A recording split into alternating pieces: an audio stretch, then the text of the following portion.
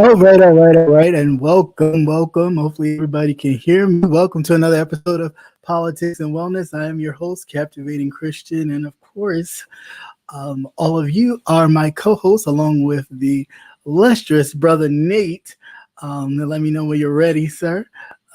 As thumbs ups as always, and for the chat, welcome.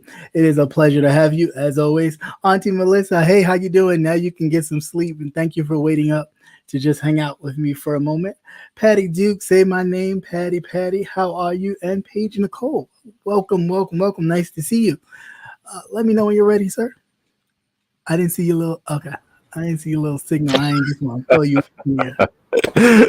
Good evening, everybody. Hey, what's up, Babs? How are you? Hey, Babs. Hey, Melissa. Hey, Patty. Hey, Paige. How's everybody doing this evening? Melissa, don't let them people work you too hard. No, don't let them do it. And watch out for those crazy ass nuts you got working around there. Just call the police. Let them handle that shit. Call the po-po. Mm-hmm. Give him a taco and send his ass on his way. Yeah, or call Ron DeSantis. He'll send them on. He'll send them somewhere. Right. Oh, dumbass. But anyway, how you doing, sir? How's your week been? Doing fine, man. Doing fine. Good.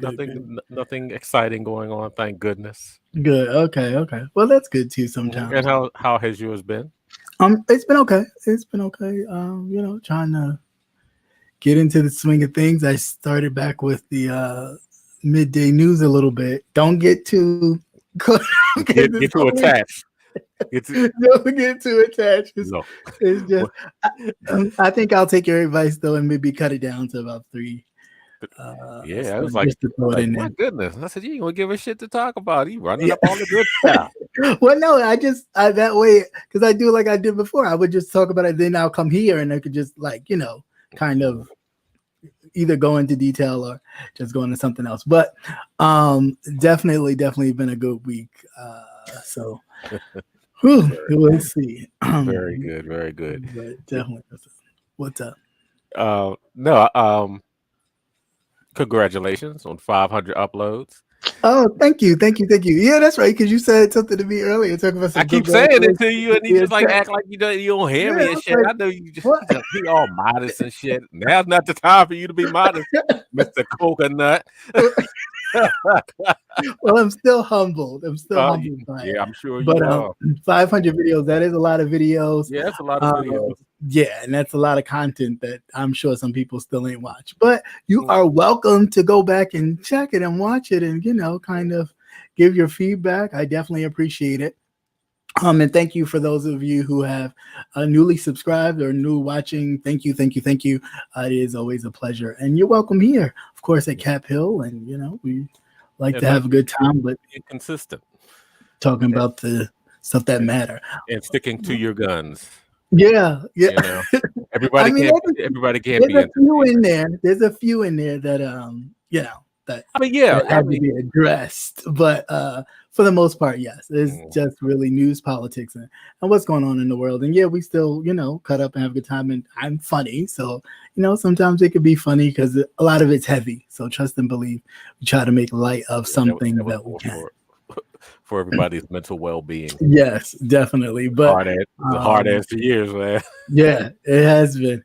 But thank you so much, and thank you, Brother Nate, for just hanging in there and giving me the, I don't want to say kicking the butt, but just giving me. I kick that ass. Remind this boy all the time. The definite, like my pimp being a pimp, talking about. You better do this. You better do that. But thank you so much, and thank you all for watching and participating and being a support system. I definitely appreciate that because it takes a lot. It costs a lot. But thanks be to God, we can make it work. But so without further ado, and let's get on to the nitty and the gritty with first the news update.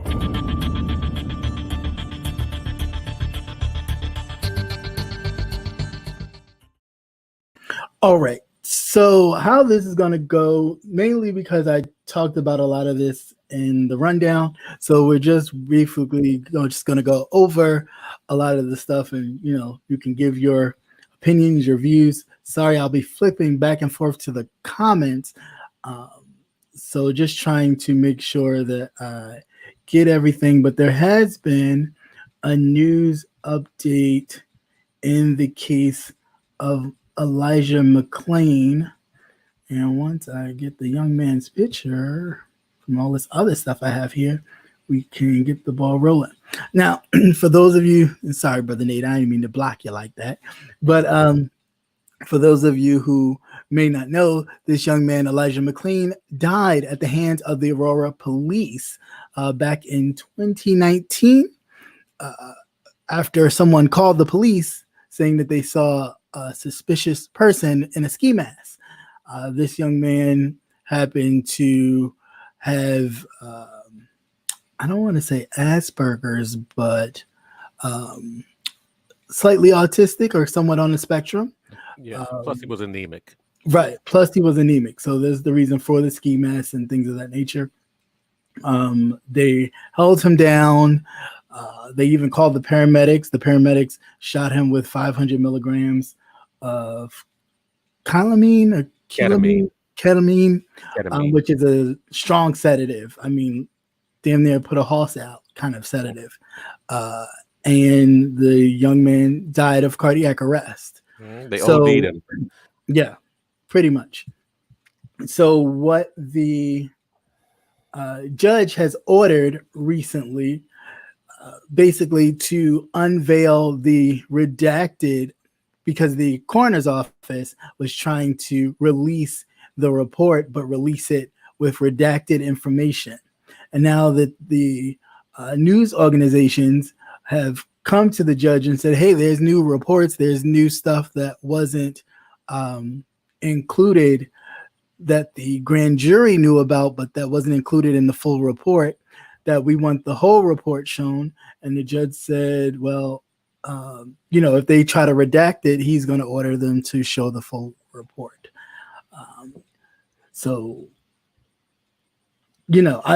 Justice moves so slow for a lot of things, but there are some times where you start to see that people's lives are not lived in vain, that there are some people out there that still want justice for others. And so definitely I am proud of the judge for standing his ground, because we know Aurora is not the most friendly of places for us. So definitely kudos to the judge for standing his ground on that, but definitely to the family of this young man that continues to live and have to deal with the pain that the Aurora Police Department has caused. My prayers go out to him. So, anything you want to say on that? Yeah, they haven't even brought the police officers involved, plus the paramedics. They haven't brought them up on trial yet, but it's coming. That's why they wanted to redact a lot of the things in the actual autopsy report. But what can you say? You OD'd the young man, right? You gave him twice, an amount twice his body weight. He was very small. Maybe 150 at the most. So, because when I first read it, I couldn't figure out why were they taking so long. And like you said, justice is so slow. It's like, well, damn, it's been forever. And it's like, well, I think they were trying to die it down too, because of course, of everything that was going on with then after that George Floyd and all that, they were just trying to kind of by the clock. But of course, with the police officers lying about their involvement in the EMT workers probably falsifying stuff. So by the time they really got down to really pulling people, and remember these police officers are also the ones that were making jokes, right, about the situation. So it does. It takes forever, man. It takes forever. It does. It does indeed. But justice does come, and it does come rolling around. And speaking of justice, I just got to give, first of all, a hand clap. That's all. This right here, this story right here, if I can just pull it. Actually, I have the video. Let's just play the video first. Once I get down to it, I was gonna get it. Is this it? Yes, this one right here. Play. Events that took place on June 1st, 2020 never occurred. But to say there's only one victim to this story is absurd. Piper Lewis was just 15 when she admits she killed a man she says raped her. Now at 17, a judge has decided her fate. This afternoon, a Polk County judge sentenced Lewis to 5 years probation and a deferred judgment. KCCI's Bo Bowman in courtroom for that sentencing and tells us what comes next, Bo, in this complicated case. Well, the deferred judgment means that this will be expunged from Lewis's record, but during her 5 years of probation, Lewis will have to stay at Fresh Start Women's Center here in Des Moines. Lewis was originally charged in 2020 for first-degree murder after stabbing 37-year-old Zachary Brooks in Des Moines. Lewis said she was a victim of human trafficking and said Brooks raped her several times before she killed him.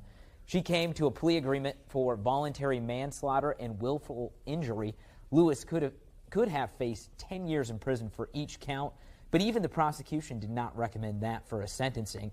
Lewis will have to wear a GPS tracking device over the course of her probation and serve 200 hours of community service each year over the next 3 years.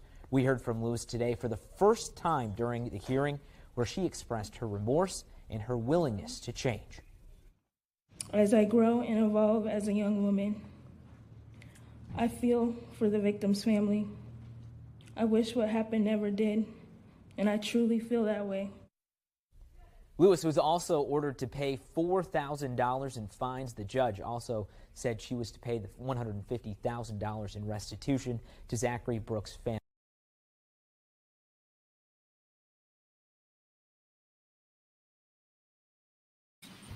All right, so with that, where do I begin with this? I'll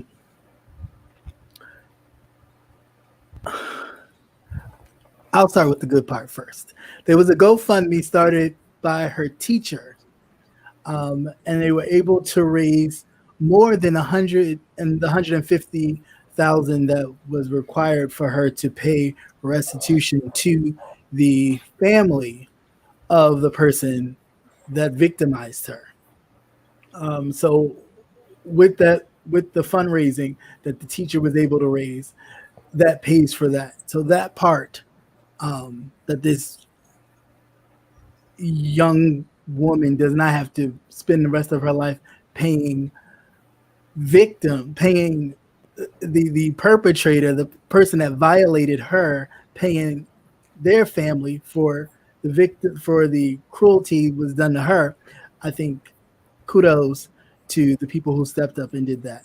And as far as Black women not receiving any kind of justice, even in a situation like this, where she has been trafficked and raped continuously, and the only thing in the books, as far as the law is concerned, is that she has to pay restitution to the family of the person that she murdered.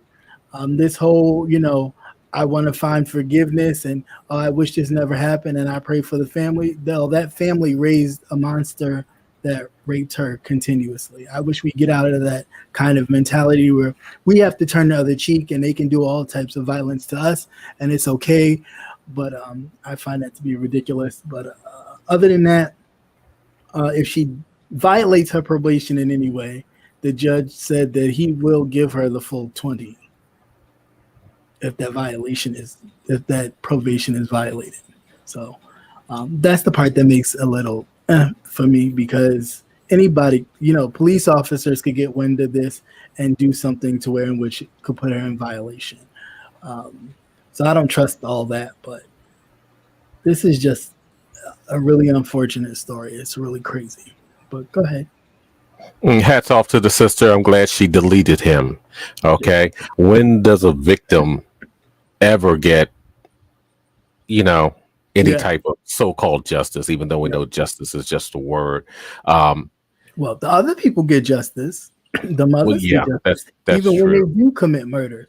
And I understand she played the game so that she can get out. Mm-hmm. So she did what she had to do.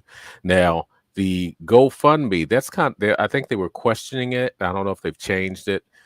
They weren't sure whether or not that they could use the money from the GoFundMe. They weren't too sure about that. Last time I heard, it was kind of up in the air and iffy about it. Mm-hmm. But for a teenager to be violated by a grown man, but yet she's the one that's getting the sentencing. Fuck them. Yeah. Plain and simple. Just fuck them. It's ridiculous. Really it is ridiculous because even though they're trying to make it seem as though it's her fault. Mm-hmm. Right. Right. No matter what's going on, you have an adult and you have a teenager, a child. Yes. Yeah. A full-grown adult. We're not talking about a early 20s. We're talking about damn near, he's almost 40 years old. This was almost 2 years ago when this happened. Clearly this Negro was still in his late 30s. So that's sick. You know what I'm saying? There's no way around it but pure sickness. Yeah. And the things we parade about when you have things like this happening where our children are not even protected, but we can always talk about, well, children, see this and children this and children that, but our children are being violated, literally violated, and there's nothing in the laws to protect them. Here, this woman has to pay restitution to the person that victimized her. Like, this is crazy. Here we go with, that victim's paying. this is, absolutely ridiculous. And of course, the law is the law of that land, but then this is where voting again is important, because you get laws like this, and the judge unfortunately has to enforce the law.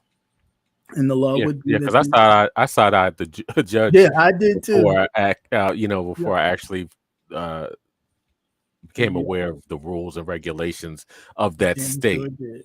Yeah, damn sure. And did. let's not get this confused. There is another case like this where a young lady has deleted her character. Yes, so I applaud these sisters. Deleted. Because I'm trying to get you some fun. I know. It's quite all right. But they do it to everything. They even do it to my rundowns, and it's like, okay. But anyway, I'm glad that these young ladies are fighting for yourself. They found the power deserve the right to exist. Yeah, and nobody deserves to have their way with you. Yes. So you did the right thing. Right. You definitely did the right thing. Yeah, that pissed me off. I side-eyed that judge. I was like, are you fucking kidding me? Yeah, I was pretty upset about that. Hey, Debra Mayo, what's up? How are you? Welcome. Please make sure you guys hit that thumbs up button while you're in here and enjoy. And I know that some of you are in the balcony up there. Just make sure subscribe. And do that too. You are such a cheerleader. While you're at it. But yeah, like, share, and subscribe. All right. So here's the thing that I was posing the question to. Oh shit, I was all wrapped up. I didn't even got the link on that one. Oh, no problem. So California, and this is just because this is what I wanted to pose to you guys, but I was kind of working and doing it at the same time, so I couldn't really get into the question I wanted to pose. But so it looks like California is looking into giving reparations. Good old California, Governor Newsom. However, it's really federal or government employees of the state. They're looking into paying reparations to African-American employees.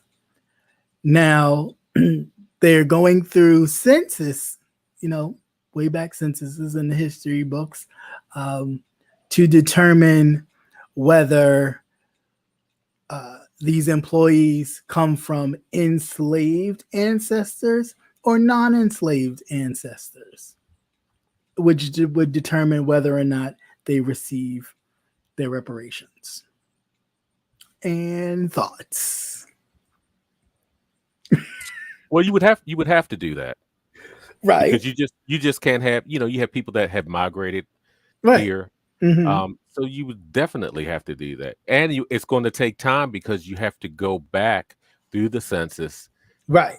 As far as you can. As far as hopefully the records were kept. I mean, because who keeps records of pretty much livestock? That, and so that's going to be the hardest part. And that also means that there's going to be some white people that will get reparations. What we would classify as white people, right? But looks. They would, right? And they will get reparations. Yeah, it's a start. So I mean, the only thing you can do is try, and you'll learn from it. What works and what doesn't work, and it would be a good. Okay, go ahead. Oh, it would be a good model for other states. Okay. Once they start getting into it. Yeah, that was my question. One, do you think it'd be a great model for other states? And two, do you think that it's done only on a scale for federal, state employees to kind of get an idea of how to create the system to then possibly do it nationwide?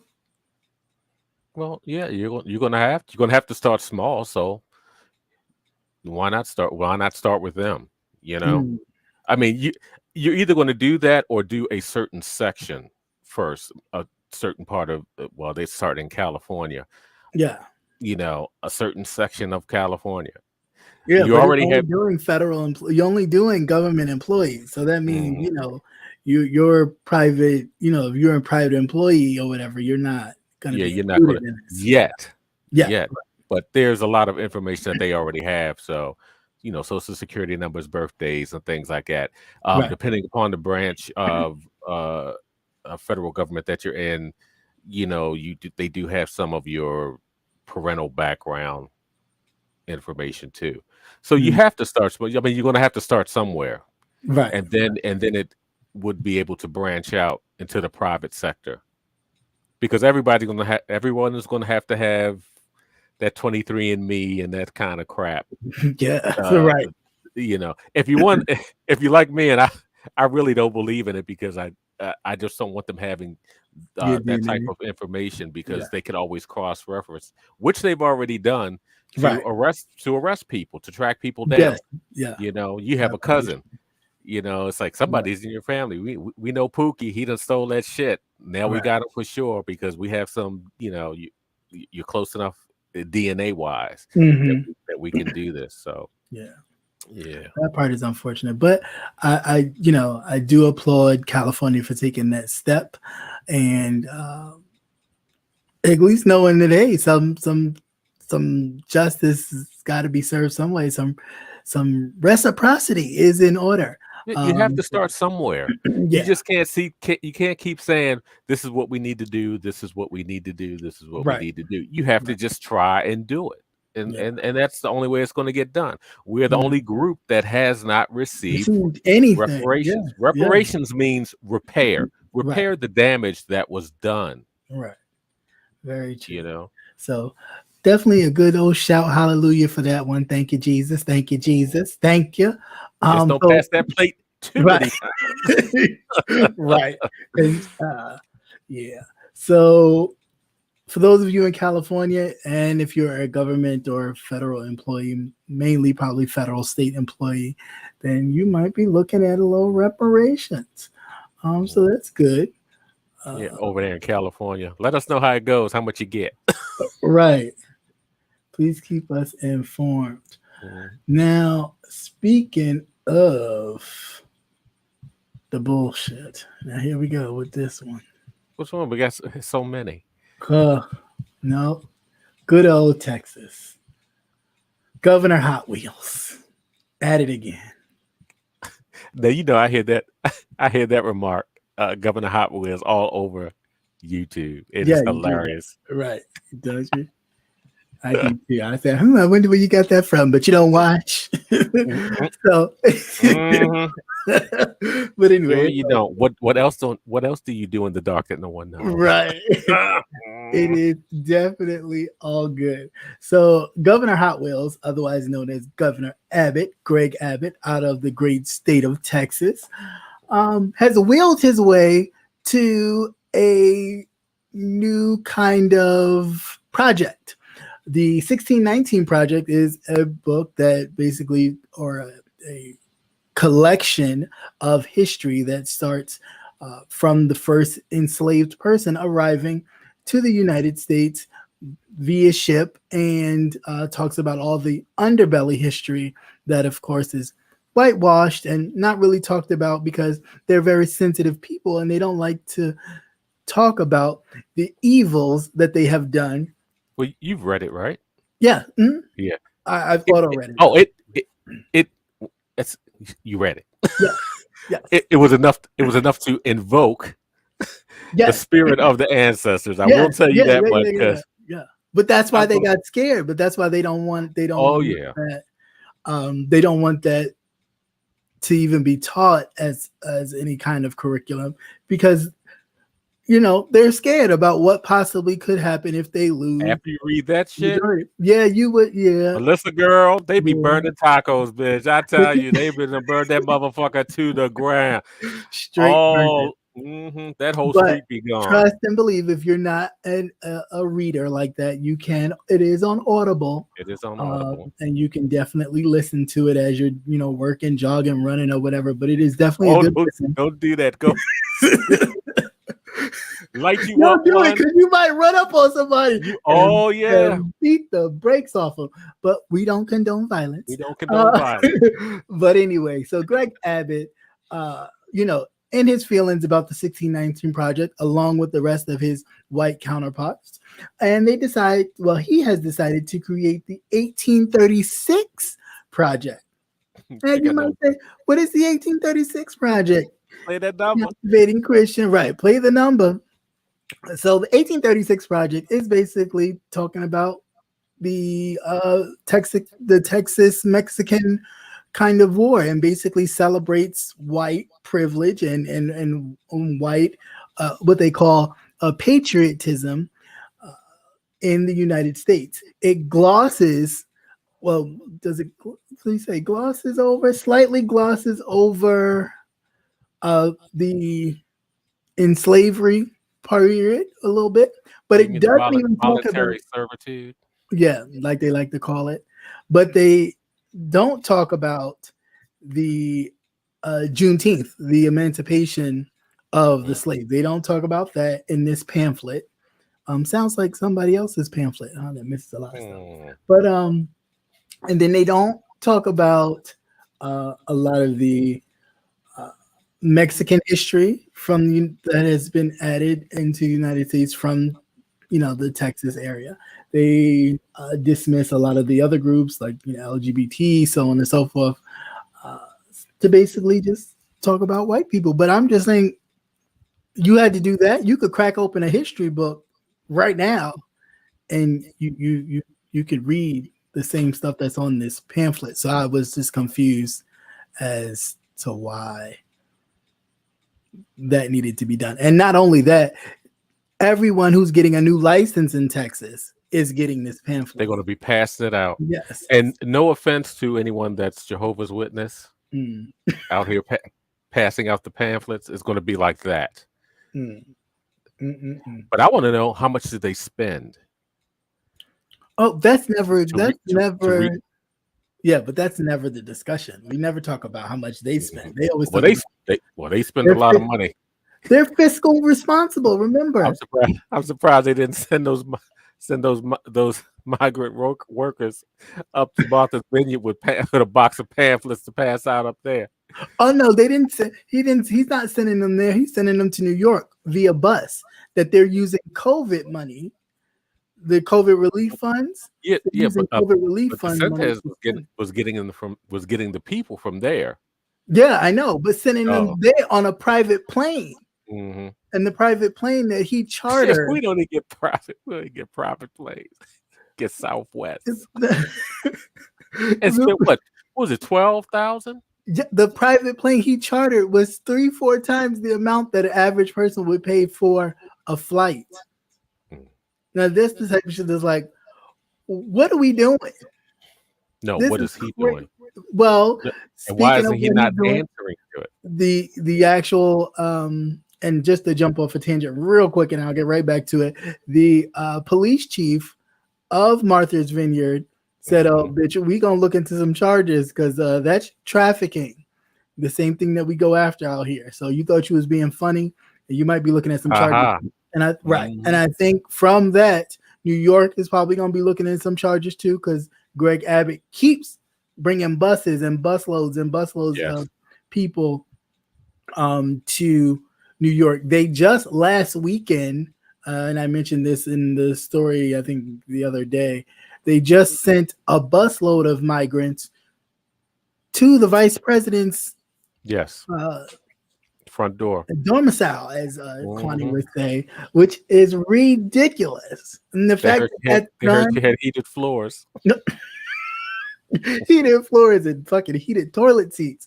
But the fact that is even done, and nobody is brought up on charges by the Secret Service, because that's a definite Secret Service kind of issue. So I really don't, I really said not only that, a health issue. You're bringing in people. I don't know whether or not they've given them physicals with all of these viruses. The people have had COVID. They have sent them on buses with COVID, with children. And who's to say what they want? You sent them to New York, the hot spot. You send them up there, and it's a death sentence. Yep. Somebody one has already died recently. I think they just I didn't hear that. Reported that one of the migrants that they've been shipping was passed away. I'm not sure if it was from COVID or something else, but yeah, somebody's passed away already.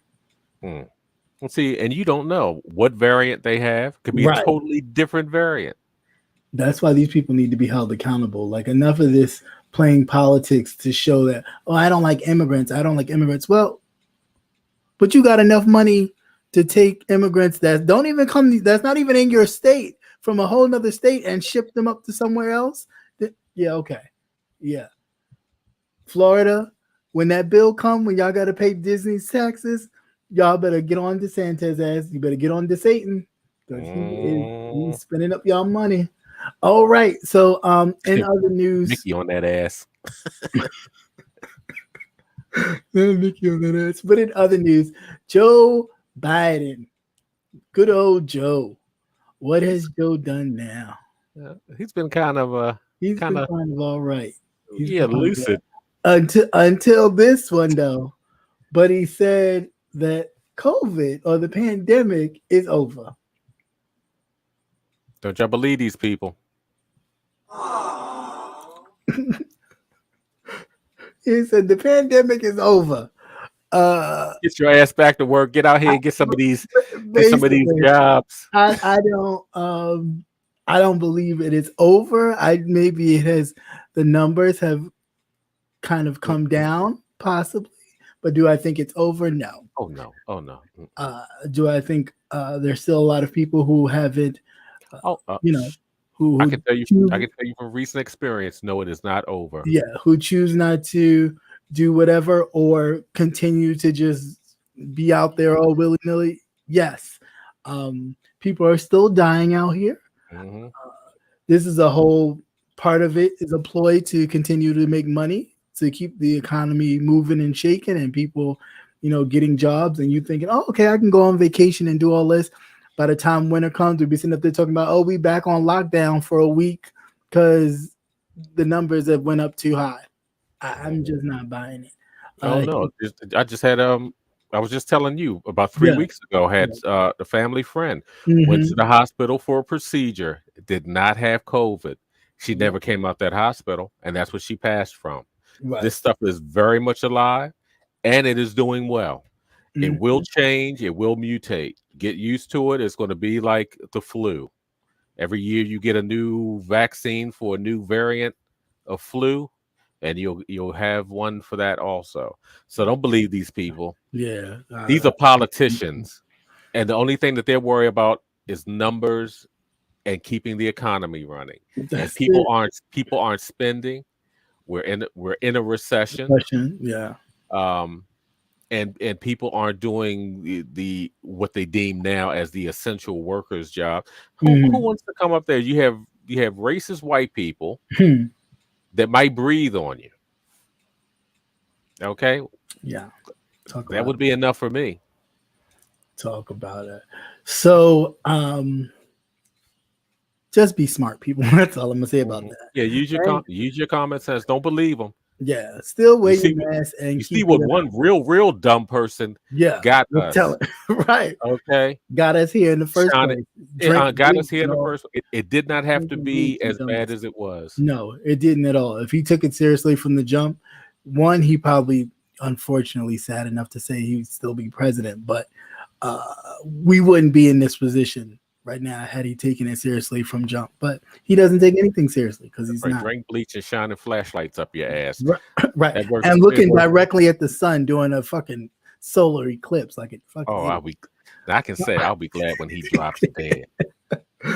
Oh my gosh, he might after all this shit going on. But anyway, in other news, Lady G, and for those of you who don't know who Lady G is, that is the girl. Now I'm still chartering that bus because we're gonna go throw some dicks at his house. And you know what? I'm gonna give a nice crisp $100 bill who can throw a dick and stick it right to his forehead. Just like that little boy had that rosebud thinking it out. Yeah. If you could flick a dick and make it stick. Yeah, Lindsey Graham's definitely. Lady G needs to definitely get some D in her life because she's a hot mess. She has came up with some legislation for a nationwide abortion ban. Now, this abortion ban, of course, will hurt Black women the most because, of course, there is a lack of care. There's a lack of health care in our communities. So, of course, with prenatal care and all those other things, this will make those things even less possible to gain access to, even though already they stand at a disadvantage.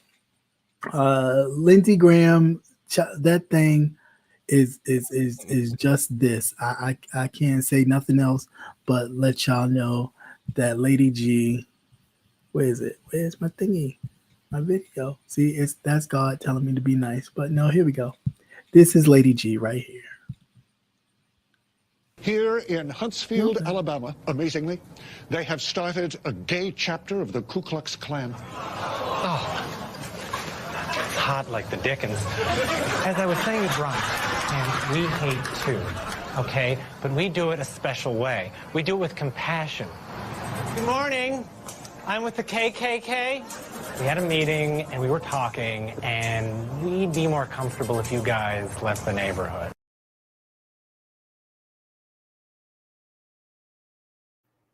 That's the kind of Lady G. Now, you know what would have been really funny? If I don't know if that was Trina or whatever. The girl came knocking on her to ring her doorbell. That was Kate Michelle. Kate Michelle. Oh, and she get the fuck off my goddamn porch. Get the fuck off my porch. That would have been hilarious. Yes, that was Kate Michelle. But yes, that is what I think of Lindsey Graham. So you bring your fruity ass up here trying to make me get out of my town. Right. He is a mess. He's a mess. He is the true antithesis of a white gay man. And granted, allegedly, because he ain't come out as gay, but he ain't never been married.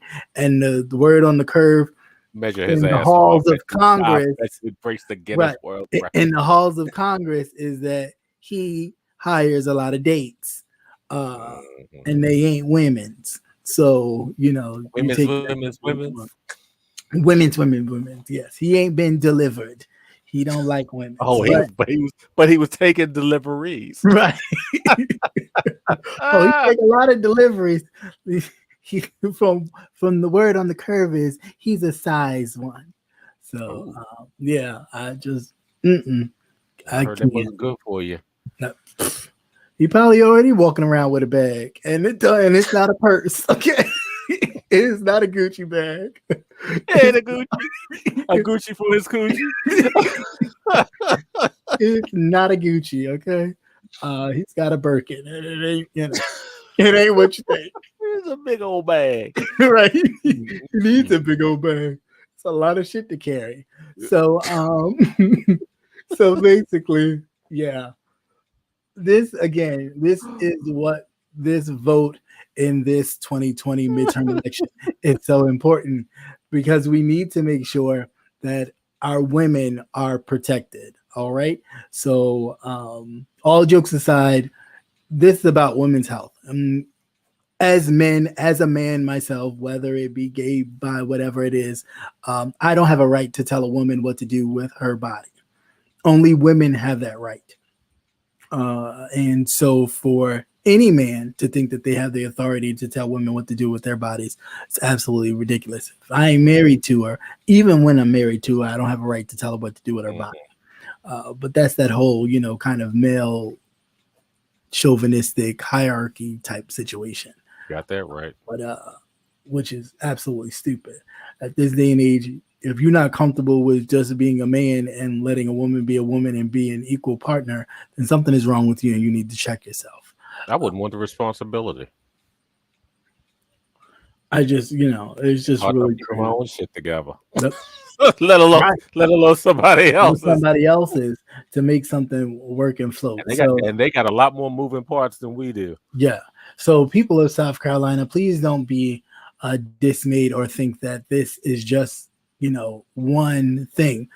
note that when these Republicans throw these things out in the air, somebody's picking this up and running with it, who can actually move it in their state, in their city, push it through their legislation and make it stick. So note that when they start throwing stuff out there and you're thinking, ain't nobody going to really vote for that. Trust and believe. If they have the power to do so, they will do it. So do note that your vote matters and it is important that you do so. So to get Lady G's ass out of here. That's right. Hashtag Dicks for Lindsay. Yes. Hey, Star Bell, how you doing? Dicks for Lady G. So that was that. Let's see. Yeah, we did that. Lady G's ass. Oh yeah, this is where Biden went out and said, "Oh no, Joe, what are you doing? What are you doing? What's wrong with this thing today?" God damn you, Joe. Just when I was rooting for you and was like, okay, you was at the damn funeral, you was over there with your, they even put you sat in the wrong seats with your senile ass because you wasn't supposed to sit there. That was for royalty. You was sitting right across from the royal family. You wasn't supposed to sit there. That's not for you. But you too senile, so they let you just sit there or whatever. Whatever. But then you go, Trump, that's all. Right, pretty much. So there's just been announced that the U.S. will be giving $600 million to Ukraine in an arms package deal to help them, with their fight with Russia.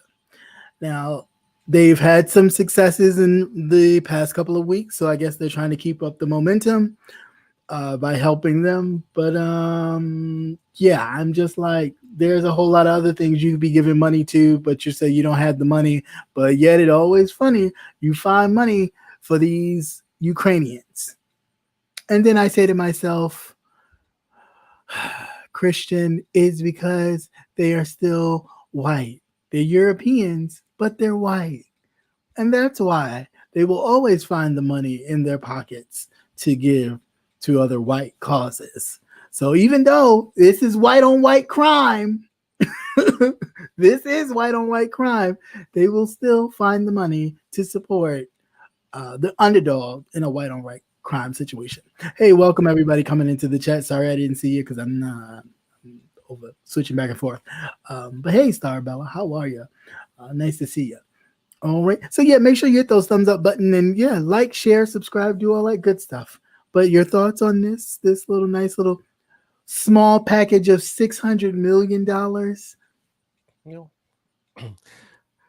as inflation rises, but the gas prices is going down. Yeah, I wonder why that too. Yeah. Not surprising. Anything for the war machine, they'll find money. They'll just snatch it out of the air, Yeah.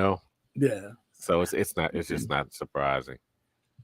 Money that we quote unquote don't have. No, but think about again all the money that they've already shipped over that we don't even know about. Right. Everything doesn't have to be in dollar form. Yeah. It could be equipment. Oh, that part is true. That's already been done. Yeah. Mm-hmm. I mean, but if you get the whole dollar amount of everything, yeah, we could have got our reparations. Yeah, that part too. That part. Give us our fucking money or land or both. Yeah. So or coupons. I take some coupons. Not the coupons. Oh hell yeah! I get some discounts on a lot of stuff. What you gonna do with the coupons? Well, there ain't much I can. See, that's another thing. When you get a certain age, certain things you've already have, it wouldn't really do you any good unless you pass it down or something. Yeah, right. Right. Schooling and things like that. So you have to see what would actually fit for you. Mm-hmm. And also, here we go with this one. Some more bullshit. This old lard piece of beautiful stale mayonnaise. If you don't know who that is, that's Mississippi Governor Tate Reeves. And I'm talking about the nice mayonnaise looking thing over there. Him and the mayor of Jackson, Mississippi. You know, Jackson has been going through a water crisis, and they've been going back and forth, blaming each other. But this mofo, the governor of the state, now, for those of you, we're going to do a quick little minor civics little thing. Your governor is like the president of your state. So, you know, he runs the state pretty much how the president runs, you know, the nation. Your governor runs the state. And so when crisis happens, the governor is the first one. I'm here to protect my people of my state, not just some people, but my entire state, because that's what my job entails. Oh no, this marshmallow, red, dried, fat tub of lard was so glad not to be in Jackson. He was at a convention or some kind of tree ceremony, groundbreaking bullshit in Hyattsburg, and wanted to tell the people how glad he was not to be in Jackson and to not have to deal with what's going on in Jackson, and making fun of the water crisis, that he could be in Hyattsburg and maybe get some good water. He went on to say that he's glad that he doesn't have to, you know, put his hats on that he wears as governor, as far as with this crisis of all these different things, that he can relax and leave it in his car, which I thought was very distasteful. And then I said to myself, and myself said, it's Mississippi, bitch. What do you expect?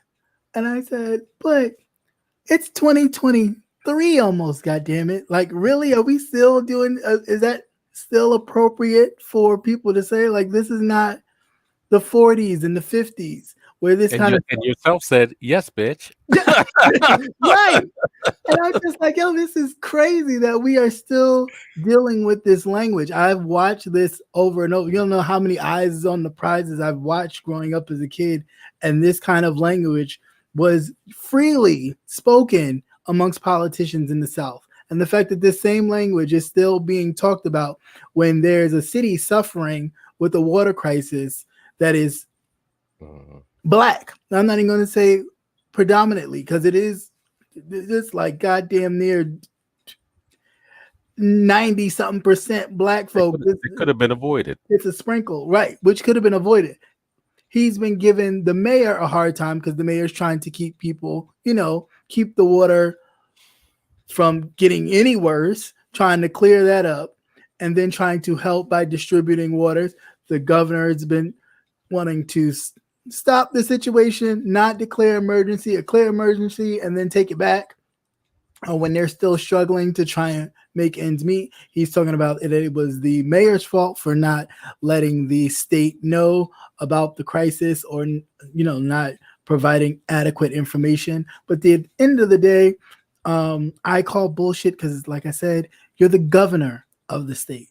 What you say goes. If there's a crisis, regardless if the people didn't vote for you, you're still supposed to take care of those people. They're still citizens of Mississippi. It's not like there's Jackson and then the rest of Mississippi that you care about. Jackson is a part of Mississippi. You are the governor of Mississippi. You take care of all Mississippians, period. So the fact that you are like, don't got nothing to do with me is ridiculous. But again, this is where voting, this is what votes do. Your thoughts on that, if any? And regardless if your predecessors didn't take care of the problem, it's your problem now. It happened. It's here now. You know what I'm saying? But you know, they were discussing how long they knew that they were that this was an issue. Right. And they just kept passing the buck and probably sticking their hands in the pockets, stealing the bucks. Right. You know? Right. That part too.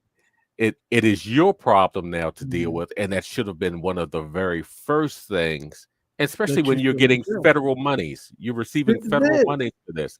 It's not coming out of your budget. No, not at all. That's what I'm saying. As soon as it happened, that's what he did. And this is what kills me about these Republican governors. They quit to talk about they don't need nothing and government and small government, and we need to have small government. But as soon as something happens, they are the first ones running to the government for funds and aid, just like he did for this crisis right here, but refused to give the mayor of the city of Jackson any money or the amount of funds that he was getting from the federal government for that same crisis, holding back funds. It's ridiculous. It really is. It really is ridiculous. At this point, if you know what's going on, why even go through? Why do you have to go through the actual governor? Go around that mofo and go directly to the government representative and get those funds for those people. The fact that, a lot of these Republican governors are playing cat and mouse like this is absolutely crazy. Even you have lawmakers who you finding out now have PPP loans, and you're like, but you're the same one talking about some you don't need government funds and welfare this, and this is a welfare state, and all these little keywords that they like to use for calling out black people or people of color. Yet, you looking up, why the congressmen and women on the Republican side got PPP loans for 5 and 6 businesses? You mean you couldn't make that work? You couldn't pull yourself up by your bootstraps? Get the fuck out of here. I'm just over it. I want to know if there's any way that the mayor could have overrode him and contacted someone in the federal government to come down and look at the situation. He could have, but I'm sure, the way. Don't want to step on anybody's toes. Yeah, I'd be stomping feet. I'd be stomping on toes too, because you, at the end of the day, all right, if the governor doesn't step up and do something, it is the government's responsibility to do so.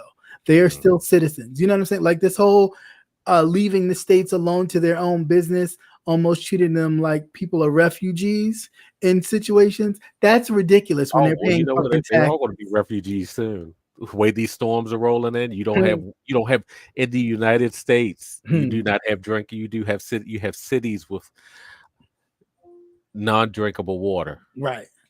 In the United States, which is an infrastructure problem. Mm-hmm. Yeah. So you're granted enough, everything's crumbling. Yeah, pretty much. But then in predominantly areas with people of color, we still talk about how Flint still doesn't have clean water yet. Still. So if it's taking Flint this long, how long you think Jackson's going to be before they actually have clean drinking water? Mm-hmm. And thank goodness for social media. Right. Because information travels at the speed of light now. Can you imagine all this shit? Remember when we didn't have social media? And you would never hear about this stuff. Nope, you wouldn't. Unless you read it. And that's what they say. You want people to not to know something about it, put it in a book or put it somewhere where they'll read it. And they won't. Oh, hell yeah. They'll put it in the paper. No one had ever noticed anything about it. Yes, absolutely crazy. All right, so here's the last story. But before I get to the last story, let's just take a quick commercial break and note that if you were looking for me anywhere or, any social media little things, or you find a story you're like, oh, I think you'll like this, you can always send it to one of my Minty little things here. So you can just pick one and send it, but don't send no nudes because, we don't do that.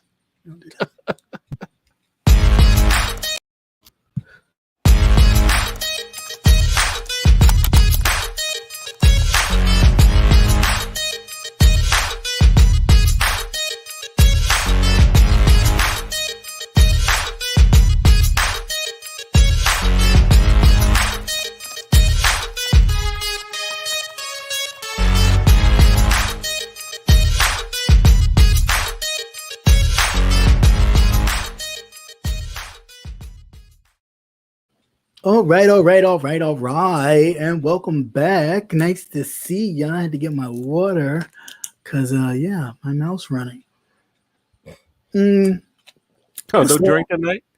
No, don't drink tonight. Sometimes I take a break. I'm not always drinking. Okay. So Lies you tell. you know what? I feel like you're judging say, me. yeah, well, yeah. You save it for Fridays now. You know what? Sometimes you got to. It'd be too crazy. I tell you, hang out with the Kojic peoples. So here's some other news about reparations. I know it came across me and I was like, oh, I know I forgot to put this in the newsreel because I clicked it off by accident. But so I figured I'd add it to here for something.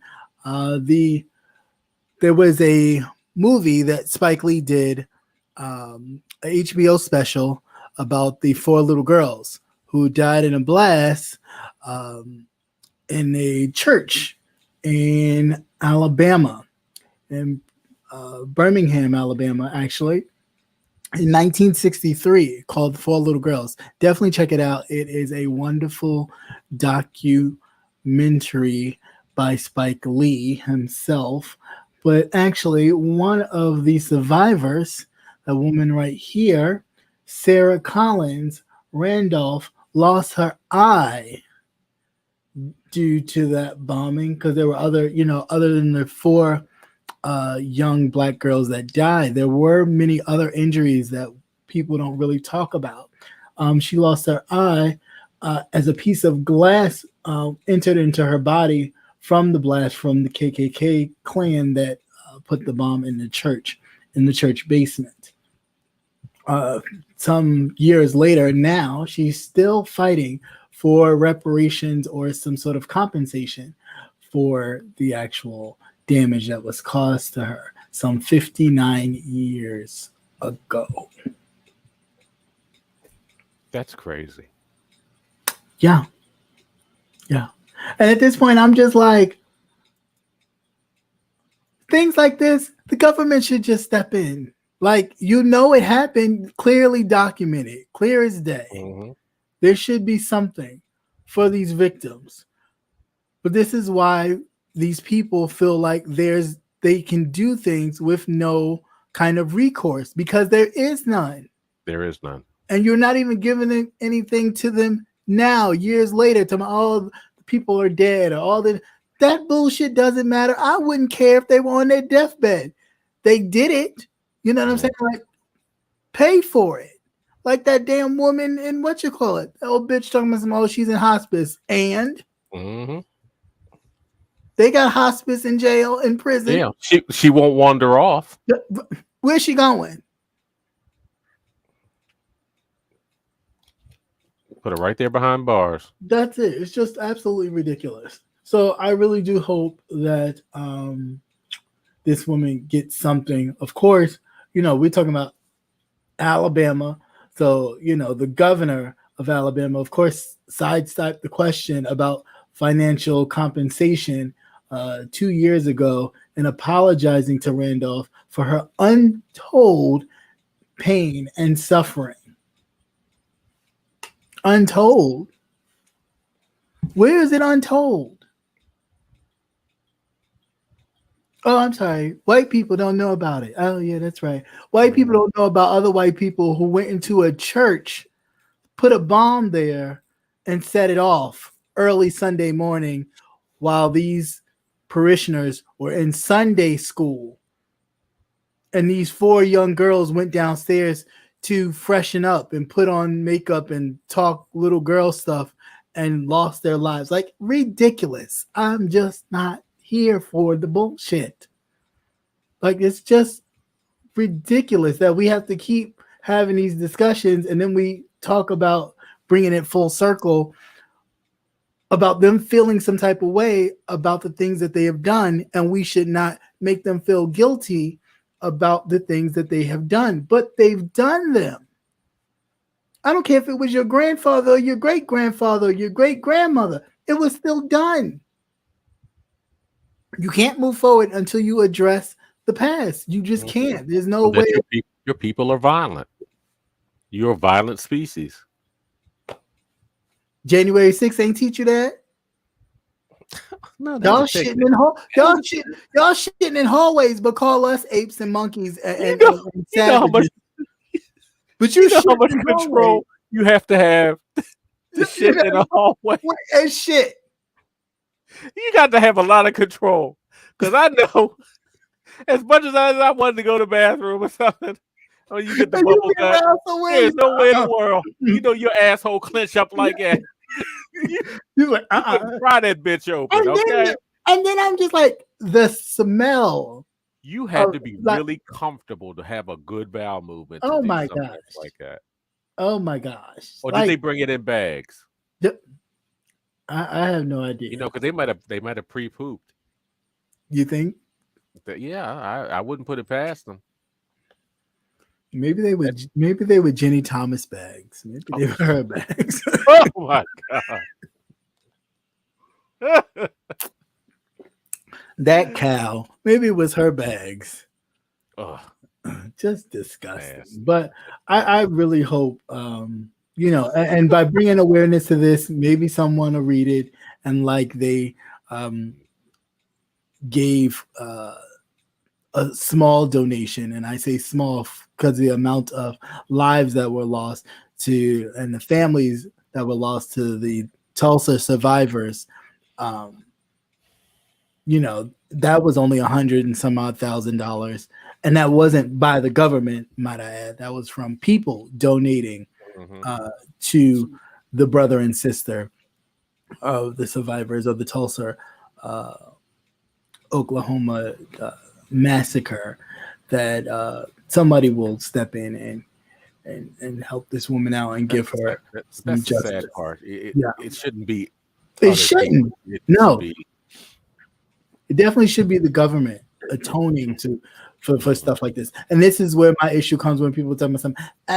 Look, Queen Elizabeth, bitch, there's shit here that we can focus on. Okay, you worried about stuff across the fucking pond, but there's shit definitely here that we can focus on. Look, the only funeral that I watched that was that long was Aretha Franklin. But see, even her I wanted to hear the girls blow. Okay, right. And I knew that we weren't getting any of that at the royal funeral. You'll get hymnals. Definitely was a bunch of hymnals. Some that I didn't even understand what the hell they were saying. I said, "What's that? Is that German?" Oh, I don't know. Don't want to know. But like I said, he can't make me shake and tremble. I don't want to be bothered. All right. No, I definitely feel you on that. All right. So here we go to a part of the show, which is called Who Said That? Oh, no, but first, wait. I got the white guy thingy. Hold on. Hey, Antonio. How you doing, sir? I heard you talking about him. Hey, how you doing, Edith? Long time no see. And congratulations. Congratulations, sir. They could be henpecked forever. Antonio. Is it hyphenated? I don't want to disrespect nobody. Definitely congratulations. He tied the knot. He did the grown man thing even before I did. So definitely congratulations to you and your husband. You in the real world now. Right. You's grown now. You's married now. You's married. But congratulations to you. All the best. Yes. And, God bless. Have a long one. A very long one. Yes. So I can live vicariously through you. Okay. So I don't see it. But anyway, let's just, because I can't find it. I'll find it later. What are you looking for? The video with the guy getting the tattoo. I think he was drunk or something. I was gonna do that in my the mayonnaise section. Okay. Wait. Let's see. Yeah. But definitely congratulations. Antonio, Edith, the Poontang. But anyway, so let's take a look. Yeah, let's take a look at this before we go on to Who Said That, because there's a lot going on in these streets. But anyway, don't get drunk and do this.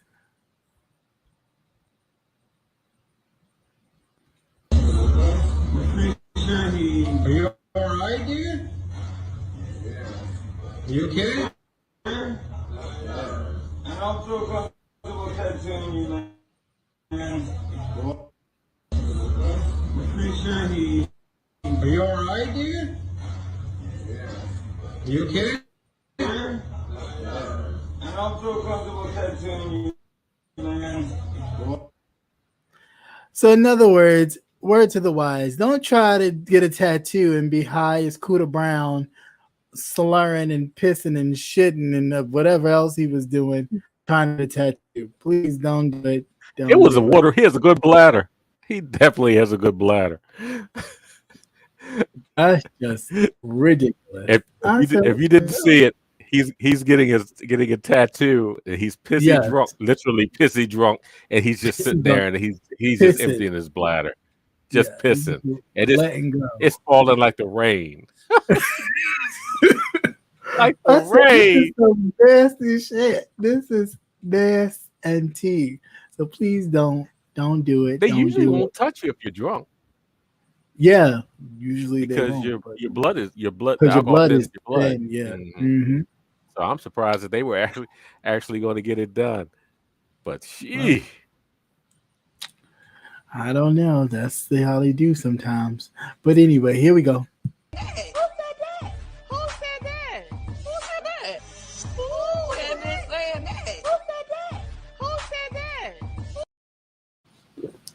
All right.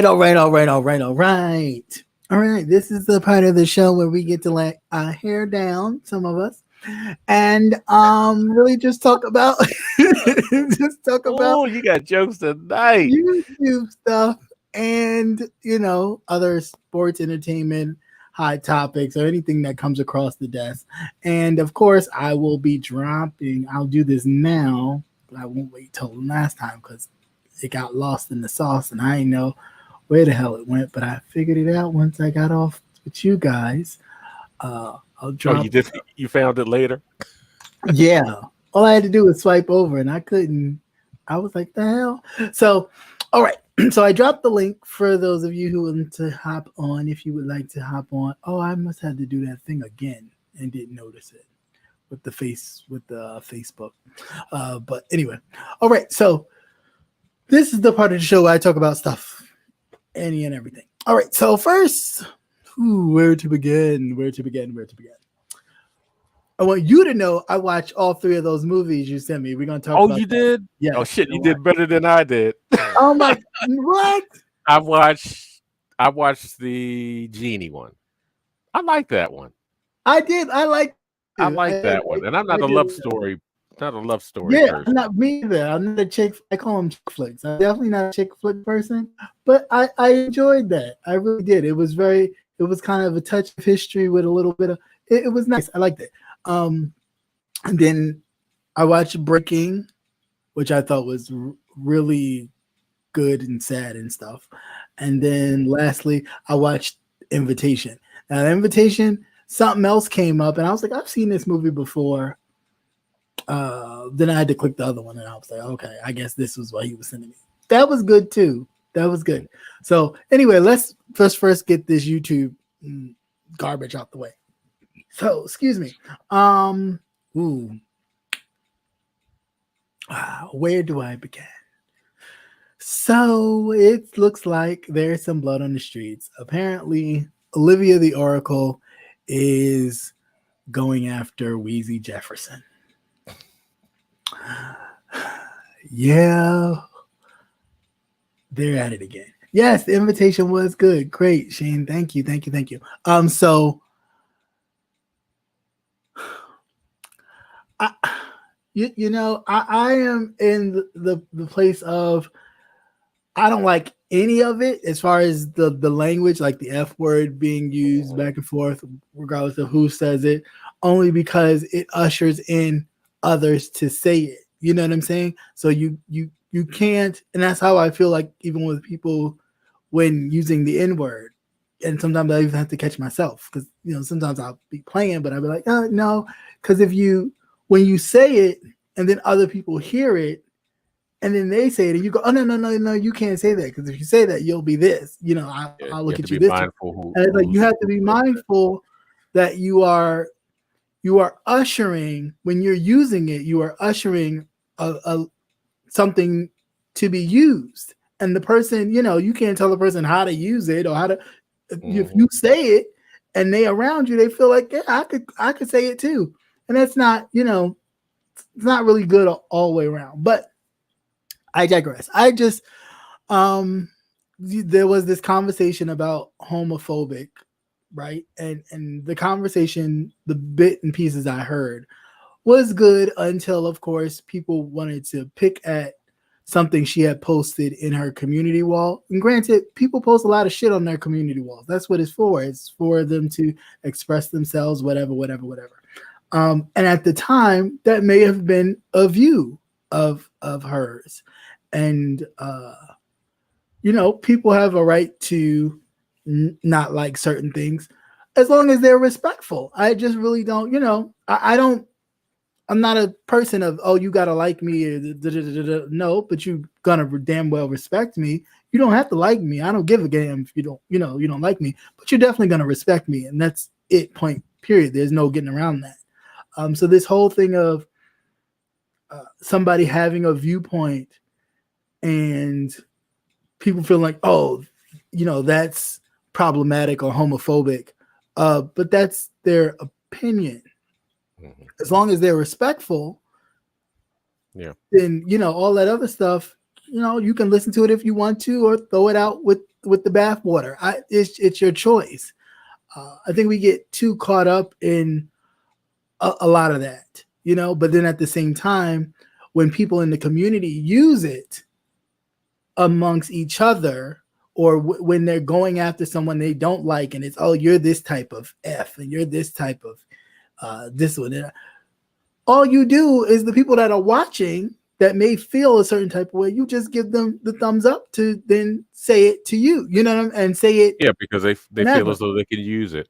Right. And it's just, it's a slippery slope that people don't balance at all. And I think if you stop using it, then, because there's other things you could say.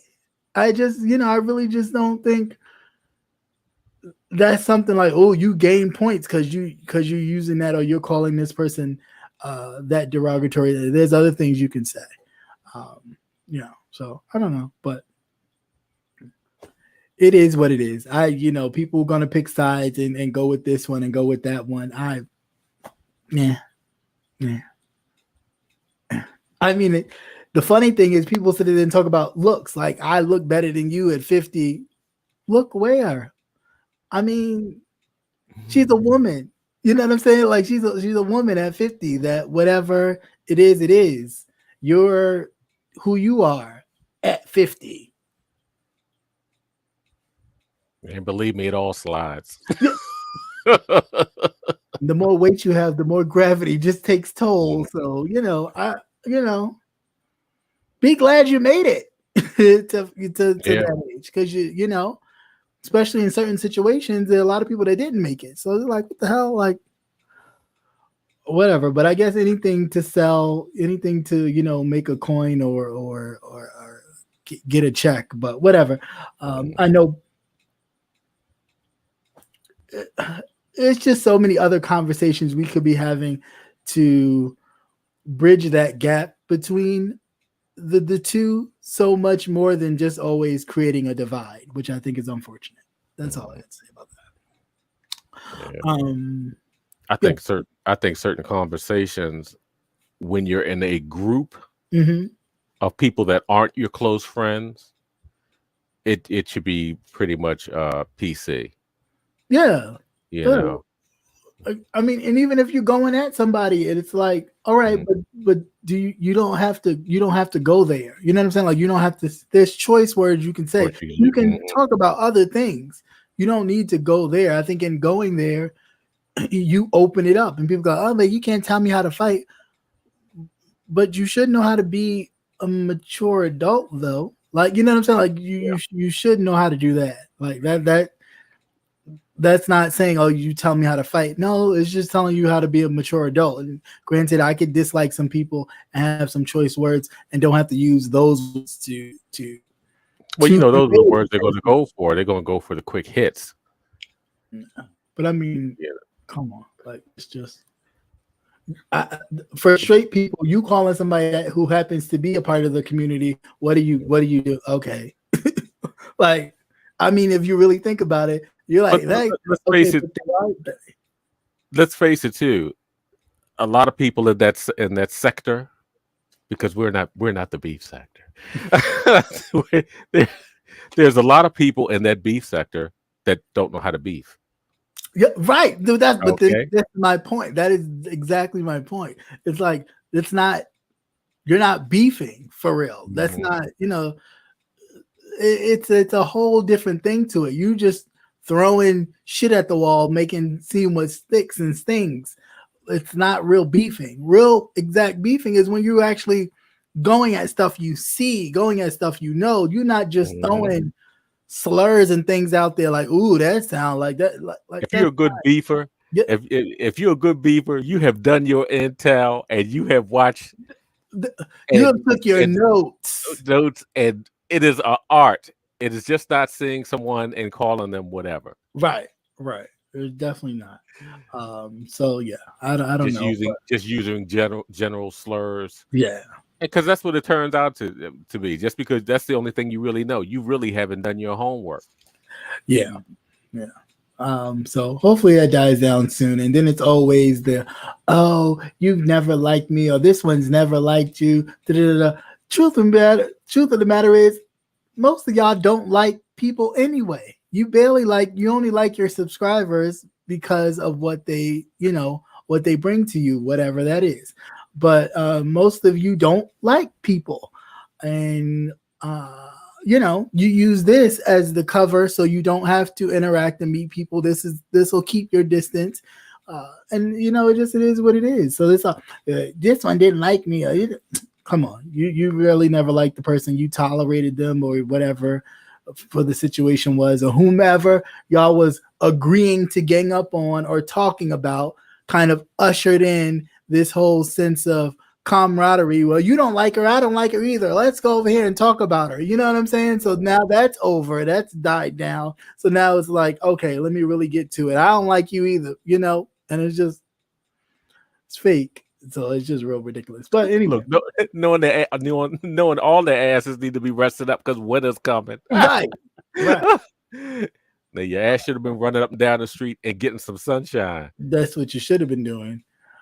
Skin about to be looking dark as hell in a minute because you won't have much light to melanate that old good skin of yours. So anyway, hey Rico, what's going on, sir? How are you? Other than that, what else is going on here? Sean Bradley and Club Chat, they just did a trip to Mexico. That was nice. That was nice, and it was nice to see a large group of our people come together and do something. Go and have a nice time. Yeah, and especially overseas. A lot of times it's just the local thing.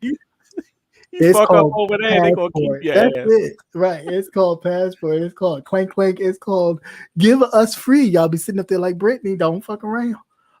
So I'm glad that everybody. Yeah, because they little people over there. You could be 6 feet and feel like Brittany Griner over there because they little people. Right. They are little people. So definitely. But it's good to see that a group could actually go. Yeah. And a large group at that. But you still have to you have to give it at least a month before the stories come out, if there are any. I mean, I don't think so. I mean, I think the people that went, are kind of they kind of whatever. But I mean, if so, I guess you'll see the stories. But I don't think so. I definitely would like to see other people just do things like that, like overseas. That's passport stuff. That's not just getting a ticket going pew pew. That's you're not running to Atlantic City. Right, you ain't been nowhere but Martha's Vineyard. Right, you ain't been nowhere but to Maryland. You're like, Bitch, what you go? So, like you next state over. You're talking about like you've been somewhere. Definitely don't go to Roscoe's Chicken and Waffles. No, Too smoking over there. Too dangerous. Don't do that. People getting killed. Don't do that. And it was a relatively large group. Yeah. So that was good.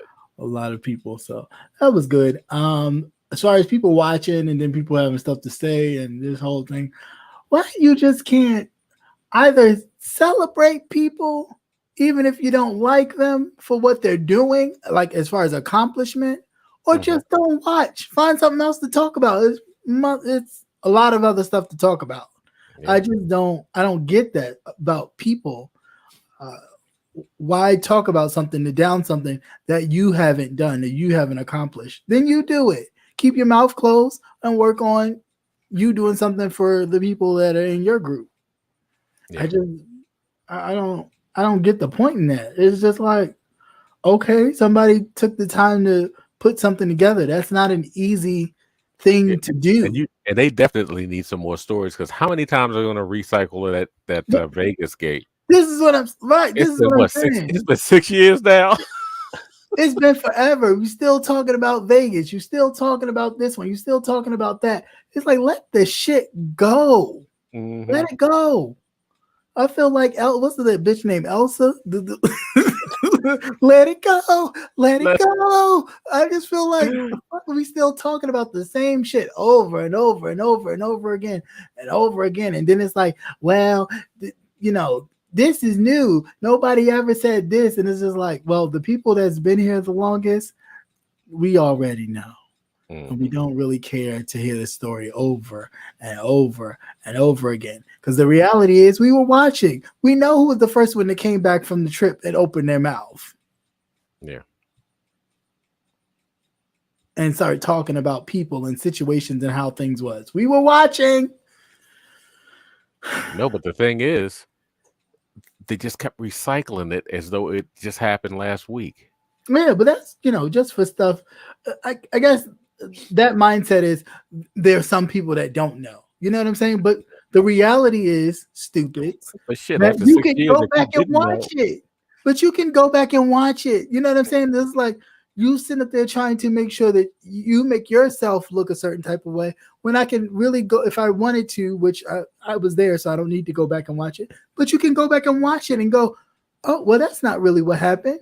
You're the one that went back and started telling what happened on the trip and saying stuff about XYZ. And it's like, well, I don't get y'all. Like, I really don't. I don't get it. Either you gonna congratulate or move the fuck out the way and do your own thing. All this always trying to make fun of somebody doing something, even with Doe Vacation. I mean, she was trying. I mean, I felt it was a struggle, but she was trying to do something. So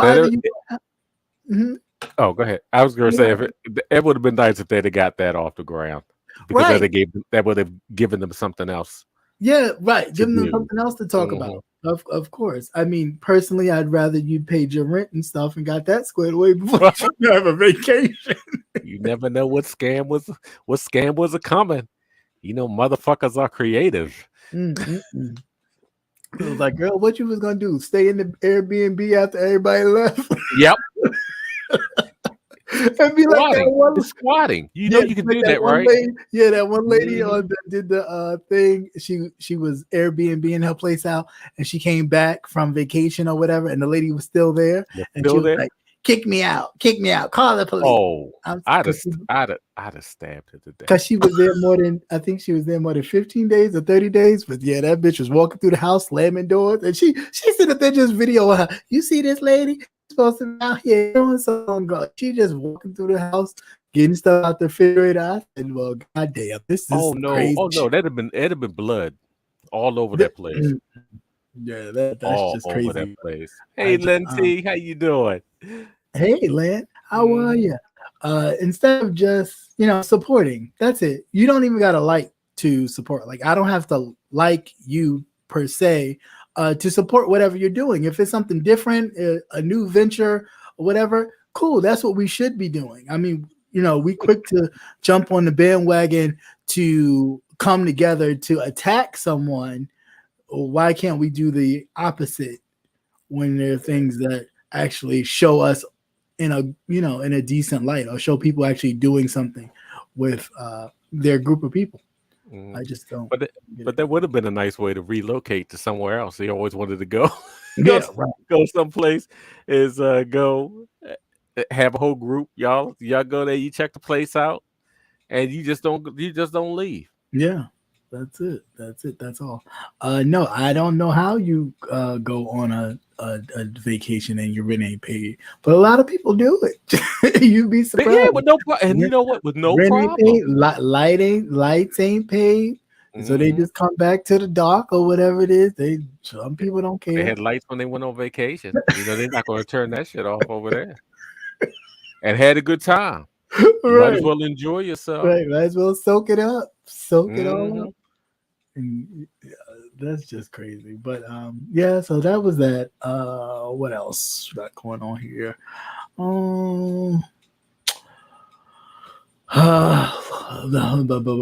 I wanted to talk about. Oh, yeah, briefly, this is about the thing about earlier. There was this whole colorism thing about black people shouldn't be calling other black people monkeys or whatever. Personally, if you look like an ape, I'm gonna call you an ape, especially if you're coming at me. Sorry. And that's just it. If you look like a creature from the lagoon, I'm gonna call you the creature of the lagoon you look like. And that's just it. That's all. It ain't got nothing to do with your black power, because you could still be and you can still walk in your black power when I'm finished with you. But at the moment I'm dealing with you, you are whatever thing I look at when I see you. So, it is what it is. I didn't birth you, your mama did. So be mad at her, not at me. Wrong person to catch feelings. So with that, that whole, I think she said he looked like Karambe or whatever. And there was the whole, how you talking about colorism and you calling him monkey or ape or whatever. And it's like, please, people, stop being so self-righteous, okay? Because when other people are over there dragging and talking about other people's ailments or things of that nature, nobody is self-righteous. All of a sudden, if it's your favorite, you get so self-righteous. And so how you gonna be woke and talk about black power, but you calling this one a ape or gorilla monkey? Bitch, go sit down. It's just so stupid. Like, stop it. It is what it is. These are grown folk. Yeah, that part. That's the scary part. So, but anyway, that's that on that. So let's get to movies and shows and stuff. So I watched. I didn't watch the Power of the Rings. So I got to catch up on that. But I did watch House of Dragons. Okay, yeah, because we missed last week's conversation on that because we had a guest. Yeah. So I just want to say they nasty. They're just nasty. Yeah. I'm with my best friend on this. She asked me if I saw it, and I said yeah, but I didn't want to go too much in detail because I didn't know what she watched. Because she the type that you'd be like, watch this. Oh yeah, I'm gonna watch it. It's good, and then she'll fall off and stop watching it, and you be done finish the series, and you can't really talk to her because she ain't finished. But I was watching the other episode, and I was like, oh, this is gross.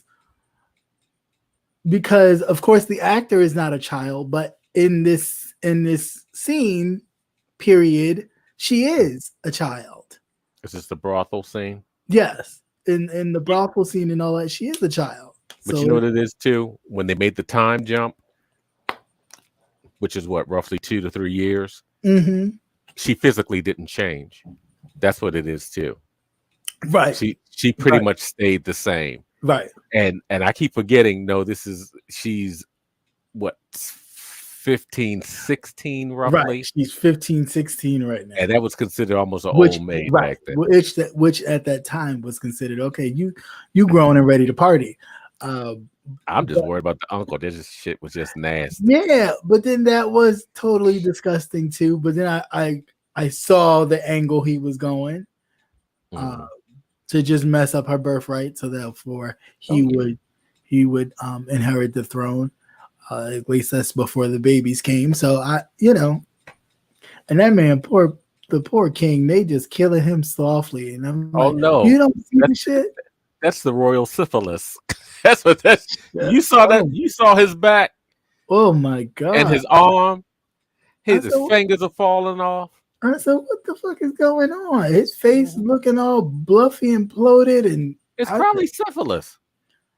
I said, my god, because he had lesions all on his back. He had all types of stuff. I said, I don't want none of that. That is the monkeypox AD. I don't want none of that monkeypox BC AD. No, thank you. No, thank you. You could have that for years. That shit, so gross. But then let's see what else. Then I just got a little lost and confused in the whole minutia of everything, because I really thought, I was like, oh, this is gonna be like the other weddings in this shit where somebody dies and it goes totally left. But I thought a main focal character was about to die. So I was kind of having heart palpitations, because I thought, oh shit, somebody's gonna really die that I like, and then I'm gonna be like, oh man, they didn't have to kill her like that or kill whomever like that. But come to find out, you talking about the boyfriend, the cousin's lover got his face smashed in. Ooh. Oh yeah, how do you punch somebody in the face so hard to knock their eye out the socket? Oh, just his whole, you see his whole jaw and everything was like, yeah, he had those gloves on, and they were probably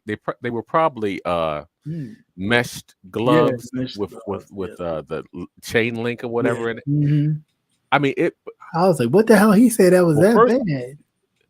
No, that's because the knight thought that he knew their secret, which he did in kind of a sort of way, yeah. Because the only one that knew was the queen, right, and of course the daughter. Mm-hmm. And he was willing to die because he was just like so mortified about the whole thing, right. And so once the guy just figured, well, I'm going to go up here and I'm going to tell him, we could just ride this out. We keep them in power, right? It's just pretty much we're just going to go ahead and put on the show. Mm-hmm. And I was just surprised that he just went off. But at first you didn't see it because the crowd was so dense. Right. They were all out there doing the electric slide or whatever. Yeah, they were doing something. The huckleberry. I said, I don't know what the hell that shit was. And then I didn't like the uncle being so close. I was like, what are you going to do? Kiss her in the middle? Like, why are you so close to her? Yeah. I was just like, this is... Look, they just buried a queen that was married to her cousin. What?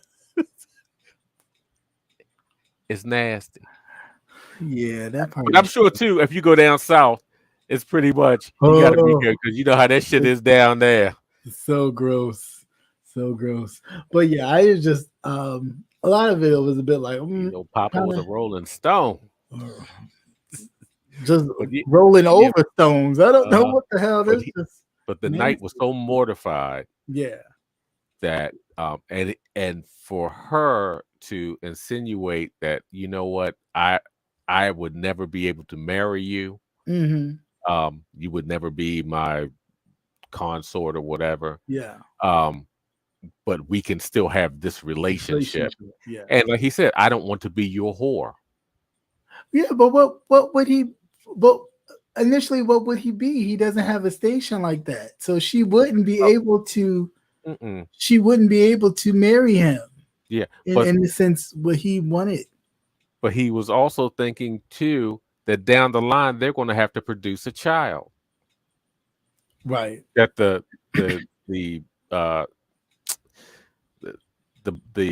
other guy's son. I can't remember his name. The cousins. Yeah. Well, they were going to have to. They were going to have to produce a child. Yeah. Eventually, they were going to have to. Yeah. That was just part of the show. Right. Yeah. That thing. And he was just mortified by the whole thing. By the whole idea, yeah. Mm-hmm. I was like, and why you he kill just his totally side went. piece? Yeah, I mean, sheesh. Like I said, I didn't even know who was actually fighting. Right? Yeah, I didn't either. Because I thought somebody had crashed the party, or Right. I thought it was the uncle. No, I thought for some reason maybe the queen had set something up after her father had left and was telling her basically, be careful, bitch, because I can't hold you back. You know it's war now, right? Yeah. It's war between her and the queen and the princess. Yeah. Yeah, because the princess is gonna have to come for those kids. Yep. Well, she's gonna have to come for those kids. And the princess, the queen, just knew that she had slept with her uncle. Yeah. And she told him no. He's like, no. Yeah. Even though the only reason why that didn't happen is the uncle's impotent. He probably got the syphilis too. Either that, or I just thought maybe he couldn't do it. Like he wanted to, because he wanted to. But he was like, trying knock to do out it the way. But I think the only one that he could sleep with was the girl at the brothel, the one that he. Right, but if he got too much in his head, he couldn't even finish that. Remember, he was thinking too much about. He was doing her at one point, and then he was thinking about something, and he couldn't finish. And then she was asking him, what's on your mind? Because nasty. That was just some nasty shit. It's just nasty. What's on your mind? So I think when he gets, he thinks about something, he's ready and gun ho. But if he gets too much in his feelings about it, he loses. And I think he just realized he can't do this. Like he wants to, because he wants the throne, of course, but he had to find another way. Because I think she at that point, until she realized what he was doing, what he was planning, she was probably down for it. Then well, she was, because that's what made her run back to the night.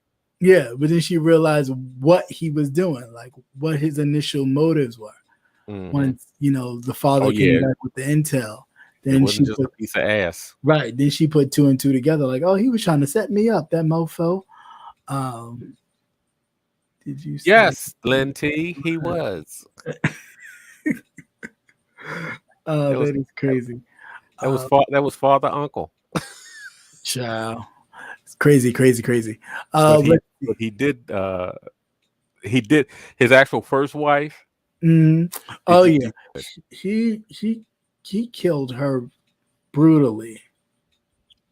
But she should have shut the fuck up anyway. I thought she was a lesbian. She definitely gave me very much Lesbiterian vibes.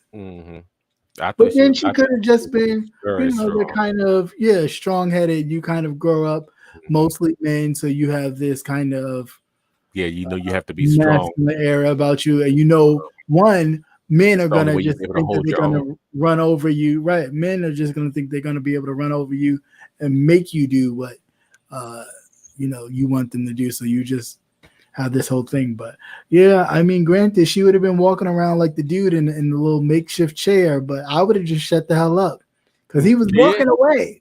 He was walking away. And that was the whole problem. She kept doing this. Yes. She would have just been laying there, because eventually, because the horse would have went back to the stable, and the one guy would have realized that she wasn't there. Yeah, that she wasn't there, because the one guy did see her before she left.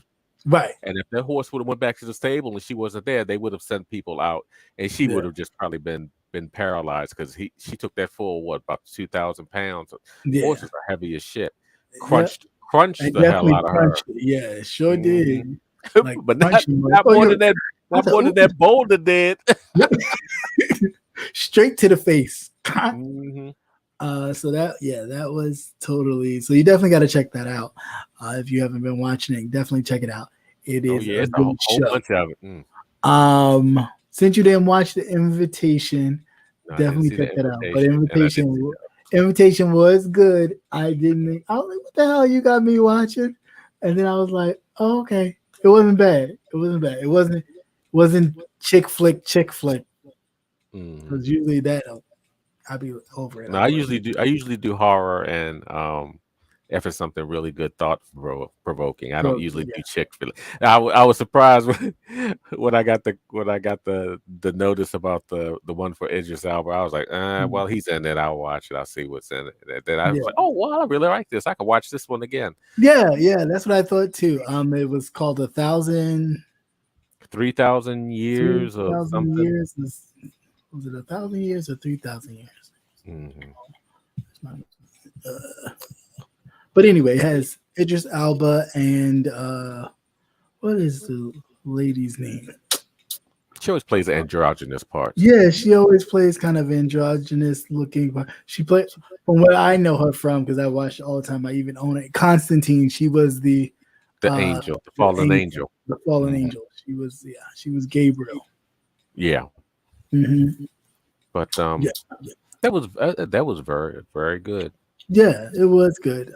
She was a storyteller, a person who, always in search for stories, and she came across this genie while in Turkey, a bottle, and it was really cool. It was really cool. I mean, they even had some history, some Queen of Sheba in there, and as he was telling the story of the Queen of Sheba, because he was around during that time, that of course, the story goes, Sheba came to Solomon, and he was like, nope, Solomon came to Sheba. And I was like, oh, that's interesting. That was a nice spin on that.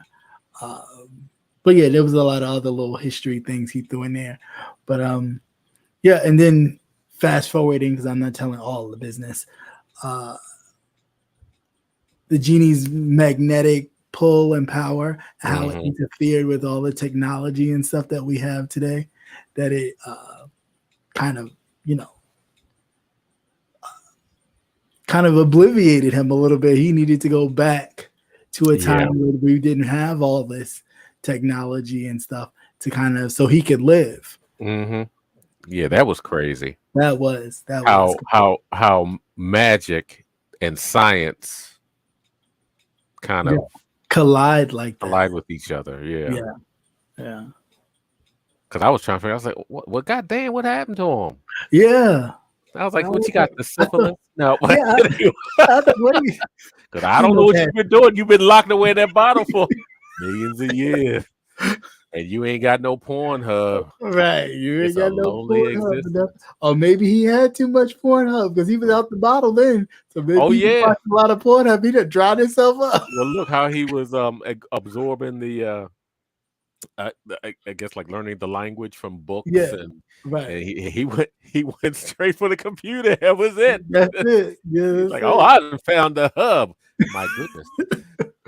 And he was dried up. He was so dry. He was about to dust away. He was almost dust. He was almost literally dust. But yeah, no, it was really good. The one scene I liked was the God, I can't remember the one prince that almost found the bottle when he was younger, but he found it when he was older, and his brother was a real big heavyset guy, and he had all the big heavyset Rubenesque women. The mother had locked him away. Yeah, because he was supposed to be king. That one I thought was good. I was like, oh, okay. Yeah. Why didn't they have Lizzo in that one? Yeah. Child, when that woman sat on that bottle, I said, good. Yes. You know what? I ran that back because that ass shook. I was like, this is so realistic. I shook like she sat in front of me. I mean, my whole body was like, God damn. That was so hard. Them buns clapped that ground. What? When she fell, and I think the ground broke. Yes. When she sat. When she plopped her ass, it's just like crack. I said, "Oh my god!" She fell, and her ass is, and in all its rippleness. Yes, and then stuff started breaking. If that movie don't get Academy Award for realism, yeah, I don't know. Will, because goddamn, they didn't. Gracious. I didn't even have this surround sound on, and I felt that. I said, "Oh God." I jumped back like Jesus. I felt like that little boy. Jesus Christ. Oh goodness, but that's a good movie to check out. It's 1,000 something. I'll find it. Oh, well, But yeah, that was definitely a good movie. And then there was also Breaking, which was from a true story of a young man. I'm sorry that his name escapes me, but he Boyega. Boyega. Um, Well, I'm talking about the actual. the real guy. The real guy. The movie is called 3,000 Years of Longing. Okay, yeah, 3,000 Years of Longing. Definitely a good movie. And it's a nice little, I mean, for those of you who like chick flicks too, you'll like it for that effect. But I liked it, and I don't really do chick flicks, but I did enjoy that one. Yeah, it gives you It had a little bit of Middle Eastern flair to it. Right. It had a lot and of it jumps time. So right, and it jumps to different situations and things in time. So I thought that was cool, the little history jumps. But yeah, so the other movie called Breaking is about a young man which is a real story. He was dealing with the VA and getting his benefits, and they froze his benefits, and he couldn't afford to keep his cell phone on. Him and his ex-wife or wife were separated. I don't think they were divorced, but they were definitely separated. And so he was, trying to divide his time between his jobs until he got laid off or what have you, or due to his situation, couldn't work as much and still spend time with his daughter. He gets into an altercation at the VA because, of course, they stopped his check, and they wind up putting him in handcuffs and then leading him outside and then giving him his stuff back.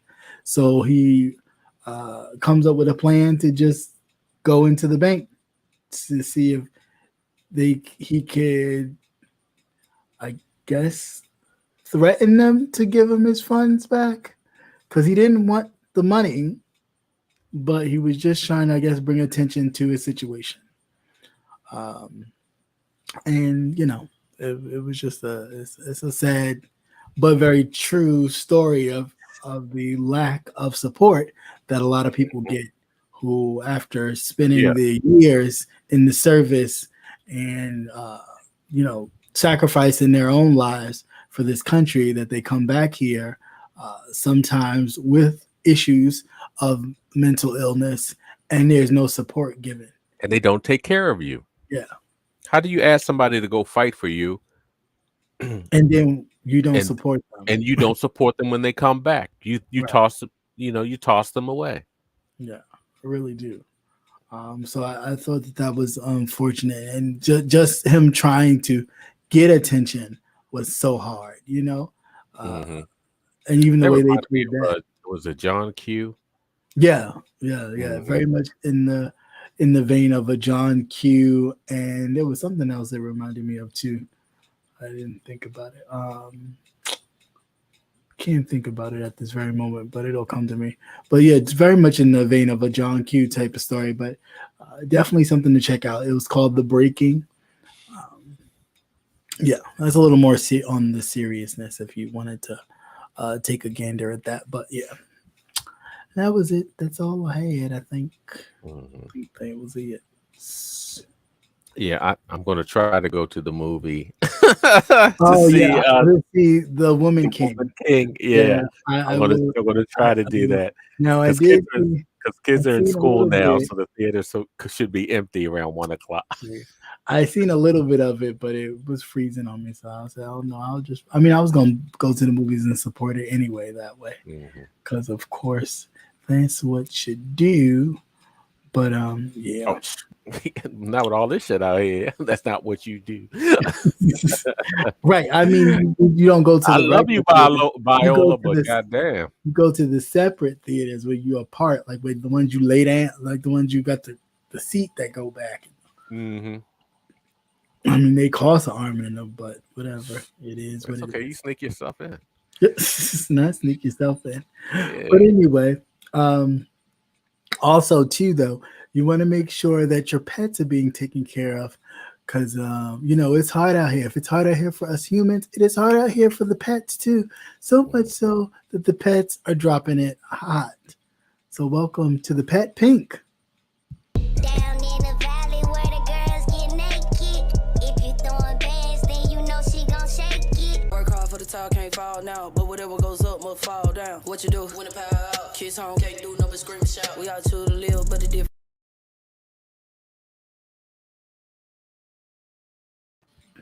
Now, you know it's sad when the pets got to work. Right. When your pet out here making it rain. Yeah. No, when your pet is making it rain more than you do. That is crazy. Yeah, the invitation was good. The invitation was awesome. I definitely love the invitation. That just popped back up. I don't know why, but yeah. Yes, I love those movie theaters. I do too. The movie theaters are awesome. I don't know about them drinks and stuff. That's way too much money. Yeah. Yeah, but I definitely want to go check out The Woman King and support Miss Viola Davis. She's a great actress. Yeah. And shout out to Shirley Ralph, who just won an Emmy. Emmy for comic relief or supporting actress in a comedy series. Yeah. I think it was crazy though. The last time someone won, Jack A. Harry. That was Jack A. Harris. Yeah.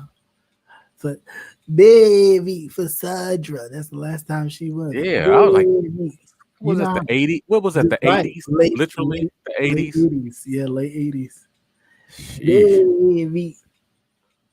Like, they ain't been funny. Like, Martin, Gina, anybody? Like, Gina? Yeah, I was like, there were all the other series, all these other shows. Comedy series, y'all never, okay. But you know what it was too? We weren't even watching the Emmys like that then. Yeah, so it didn't even matter.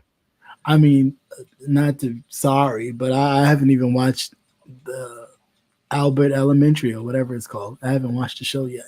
Yeah. So, but I'm glad they got their nod for that, for supporting and lead. I think the that woman that was talking about give it all to him. He got money, because that's where she started from. The little clip where she was with her boyfriend, like when your boyfriend or when the person you're dating, when they got money, and he was like,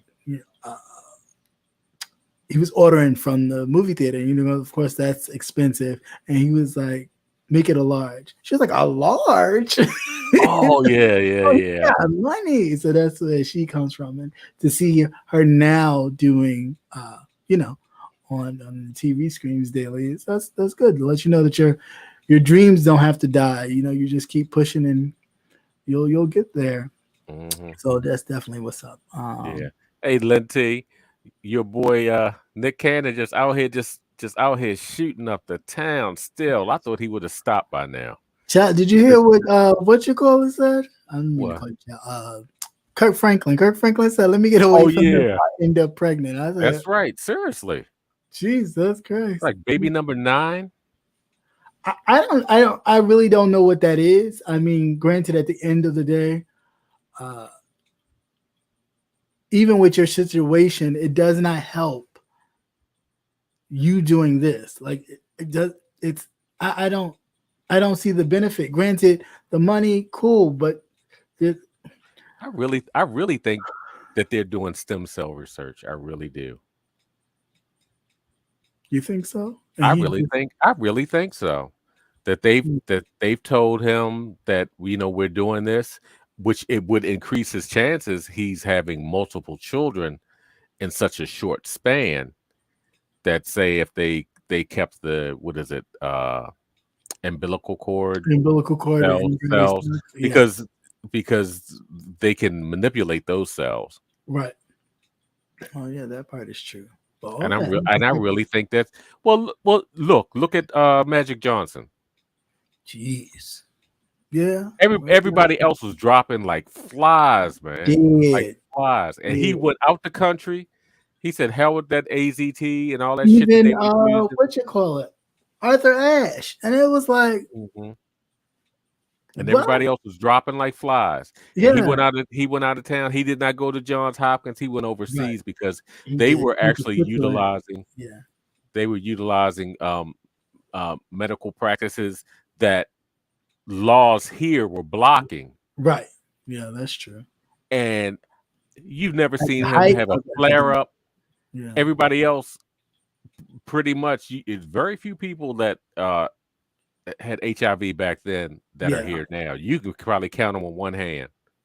Yeah, that is crazy. But he never had an outbreak or anything. If you did, you ain't know nothing about he it. didn't know anything about, or nothing that would.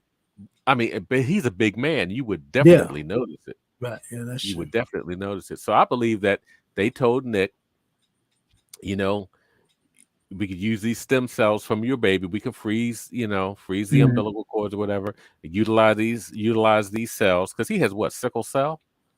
I'm not sure. I'm not sure if it's sickle cell or some kind of. I think it's lupus. Lupus, it's one or the other. Because his two bouts were pretty bad. Mm-hmm.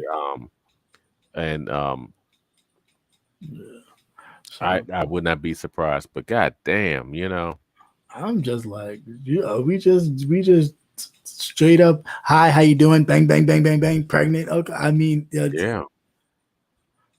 And part of the return is you get a child and you're financially set for the rest of your life.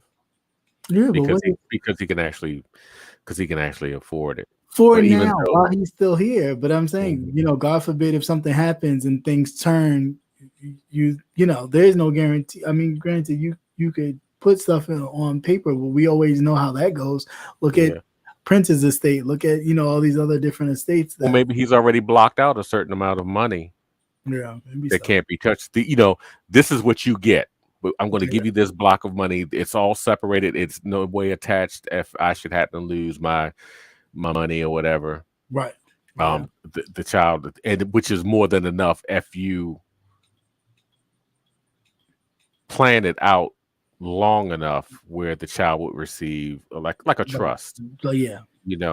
If you do that, over a certain amount of time, they'll get this block of money. Once that's done, they're set for the rest of their lives. That's just crazy. I want to know the whole story on that. I really do. Yeah.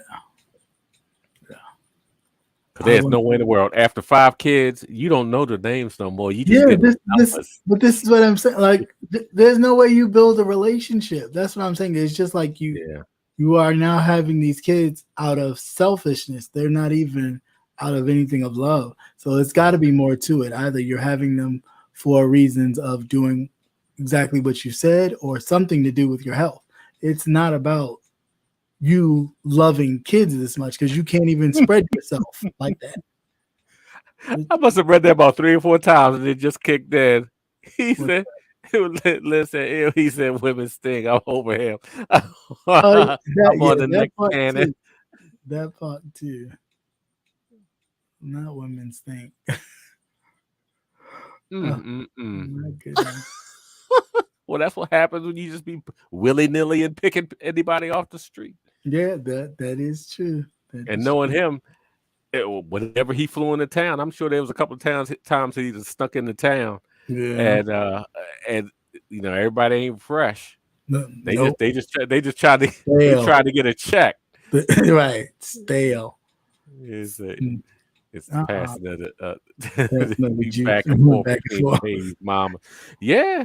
Yeah, that's yeah. It's setting all of their pH balances off. That's what that shit is. pH balance unbalanced, just stumbling all over the place. Crazy. Wonder why everybody dripping all frothy. Baby's gonna start coming out looking crazy. You better stop. You better stop. Yeah, because it does seem kind of, to me, it seems kind of cold after he had lost that one child. Yeah. I figured he'd have slowed up. Right, just a little bit. Like that's nothing. And it's one thing you feeling a certain way, but you have no idea how the woman is feeling. That's a whole different kind of situation. She's the one carrying. You're the one just depositing. You don't really, it's crazy. It's kind of selfish, but I don't know. What do I know? What do I know? But anyway, that's all I got. That is all I got for today. Oh, I froze. Okay, I'm back. Okay. Other than that, Friday, I think we have a King's Court. Yeah, what about that pastor? Oh, yeah. What is he, a bishop or whatever the hell he is? Choke that woman.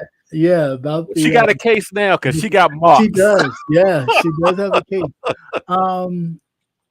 So real quick to talk about that, I forgot about that too. So of course, a pastor or bishop or Whitehead or White Lie or whatever his name is, hip hop, this self-proclaimed hip hop bishop, because don't nobody in hip hop know him, but the self-proclaimed hip hop bishop had 2 visitors at his church. One of which has been on the King's Court with Jives. He just was introduced to her during the first time. I was going to say, why did Jives and Larry said they? I know they said it was a setup. Right. It was a setup. I know it was a setup. It was a setup. They sent her ass over there. I know they did. Well, did Larry give her a car?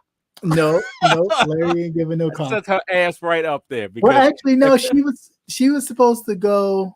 Well, the light-skinned lady was supposed to go before, because when that robbery first happened, she got in contact with Jives, and that's how she even came on the King's Court because of that situation.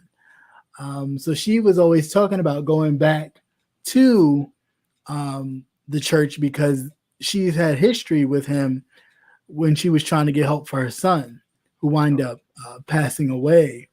But when she got in contact with him, well, basically through the wife, her son was, in the streets a lot, and she was just trying to find him a role model church to kind of keep him. Sorry about that. Kind of keep him out the streets and save his life. But he apparently didn't have time for that type of situation. I think she said he met with the son one time.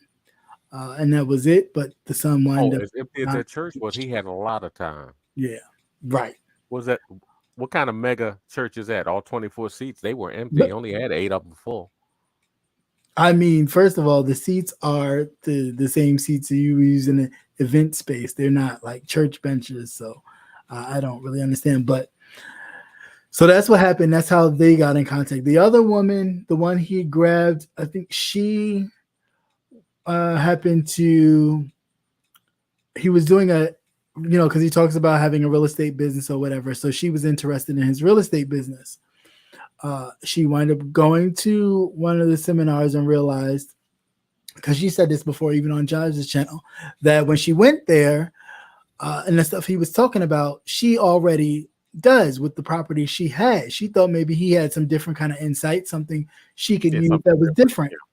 But come to find out the stuff was the same. And then he had nerve to ask for socials. And she was like, well, what do you need you don't need my social for just giving me this plain information. You're not giving like a class where you are giving someone, like they're taking a license, a real estate license. That part you would ask for social, but you just giving out hints and little tidbits. That's not nothing that would require a social, so like, you don't need that. And then of course other things came out later about him using voting, like voters' monies for different things while he was running for borough president of Brooklyn, and just, people kind of backed off. So I don't know. I'm not sure if they spoke to each other and planned to go. I think one was planning to go and do research, and the other one was planning to do research for her book, what she said on Larry's live that I watched today while I was at work. The dark-skinned lady who had her hand, who got the laceration on her neck, she was going to do research on her book that talked about Black pastors and church and the, kind of the money or the hoopla that goes with Black church. And she proclaims to have a prophetic spirit, and that she was speaking in tongues, and the Lord told her to share the message with the congregation. And that's when the whole situation happened. which I still don't think he should have put his hands on her. Like, oh no, I hope she had a tetanus shot because that ring scratched her neck. That old piece of metal should just from Amazon. I hope there wasn't that ruby ring. He grabs her and let her go, but then the full video. I don't know if anybody's seen the full video of the situation. Like his video, he yoked her up. You know what? And he's done that before. I wouldn't be surprised. All the way to the door. Like he didn't let go. So the fact that you would sit here and act like those lacerations didn't come from you, you had her the whole time. Although you was off camera, you still had her, which just lets me to believe, again, even with the alleged robbery, that if the whole picture is shown, not just the little camera scene, a different story can be surmised from all this. Because again, you haven't heard anything about the robbery, nor have we heard anything about finding any suspects in regards to this robbery, but we're still all concerned about the other things that are going on. I think he got set up too. But you know what? He's a sucker because he knew it was coming. Well, I want to know. I really don't think he does. I don't think he was necessarily set up. I don't think he was set up in that situation. I think honestly, everything just kind of the way it happened, it just fell that way, and then he fed into it. Yeah, I was going to say that too. He's such a whore for fame now. Yeah, that it would have been easy to just trick him into anything. Just anybody could have set him up. But shit, I forgot what I was going to say. His go ahead. After the after the robbery, where's the security? This is what I'm saying. But this is all of what I'm saying, that the math is not mathing for me in this entire situation, because it's like, all right, so we look at this situation, then we go back to the robbery. You said she was going towards your wife. That's why you yoked her up. In the video, she is not going towards your wife. She was just walking and saying whatever, praying in tongue or what have you. She wasn't going towards your wife. Because he was saying some tongues too, but right, he was. I shot him about whatever he was saying. This bullshit. But as you do that, we go back. I thought that motherfucker was having an epileptic fit. Right. We go back and say, all right, cool. Do you say you didn't attack those men like that because they had guns? But I'm sorry, and forgive me if I'm wrong. I saw people looking like they had guns or what have you, like. They weren't even holding it in a threatening manner. But this is what I'm saying. I didn't see anything in which, even when you on the ground and dude went back to pick up the jewelry that he dropped, then he picked you up, you didn't feel the need to attack him, then to defend your family. So all of a sudden now you felt the need to attack this woman to defend your family. Yeah, he did more on her than he did on them. But this is what I'm saying. I didn't want to get the church shot up. I would rather risk my own life if being robbed in a situation like that to protect my parishioners than to sit here and let them just, everybody get down. If you got that much energy for that woman, where was the same energy? It's not matching. It doesn't match for me.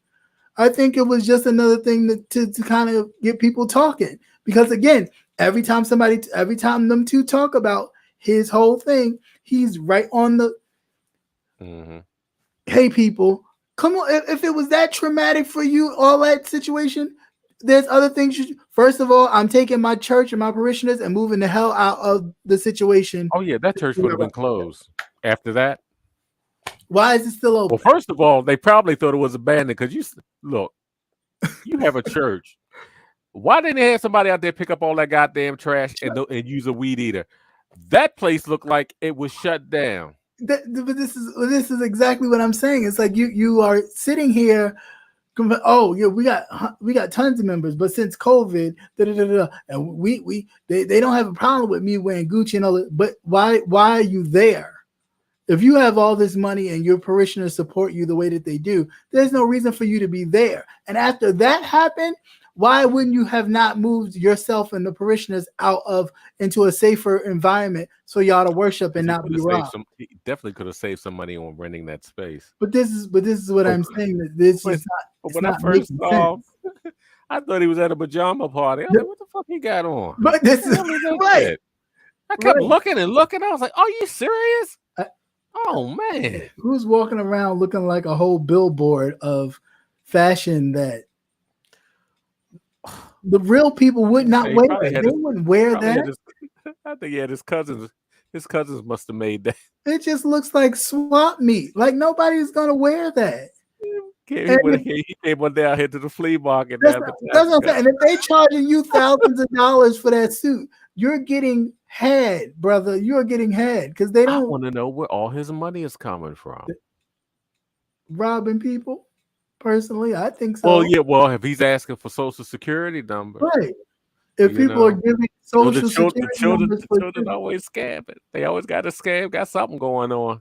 And so I don't get no money or no salary from my church. Okay, then if you don't get salary from your church, right? Let's just do it. Take yourself out of it. You don't get no salary from the church. All right. So all of the money of the church goes to the church, right? Right. All right. Where is it? You just got robbed. You don't have no money to get up and move. So you mean to tell me you got robbed, you're still in the same space, so they can come back and rob you again?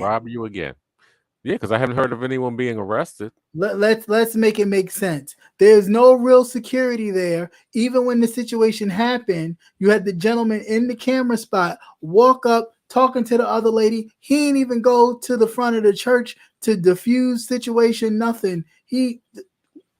What's going on here?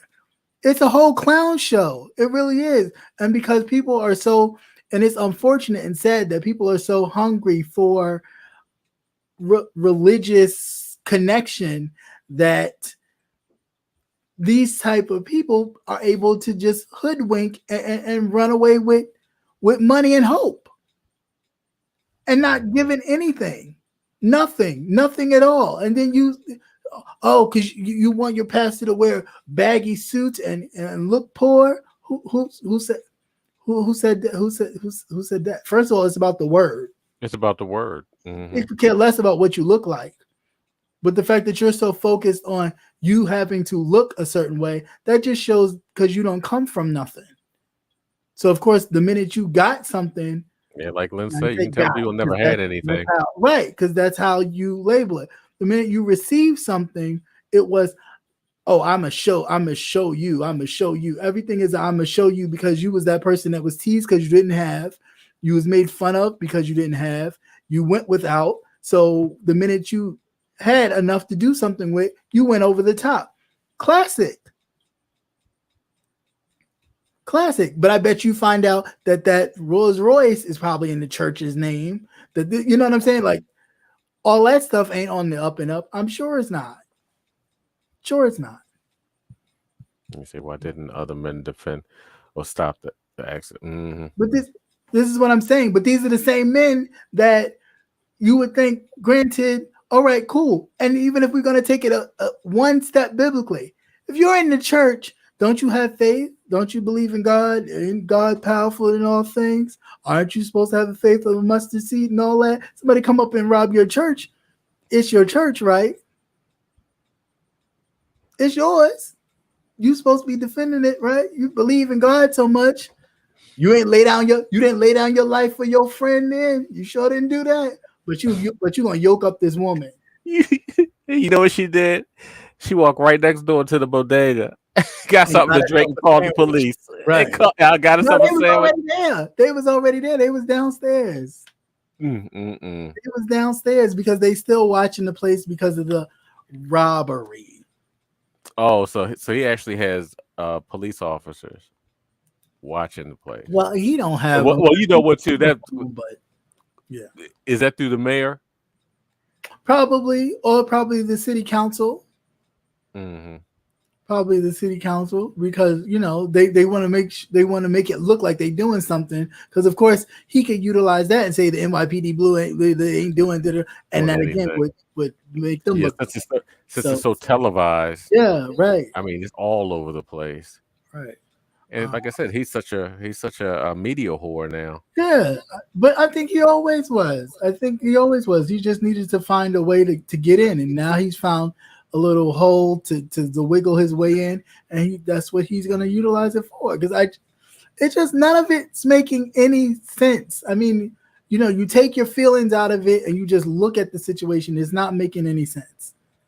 Because granted, you just yoked that woman up and lied and said, "Oh, she was going towards my wife and my baby's face," but you just said months ago in July that man or one of the men had a gun to your baby's face.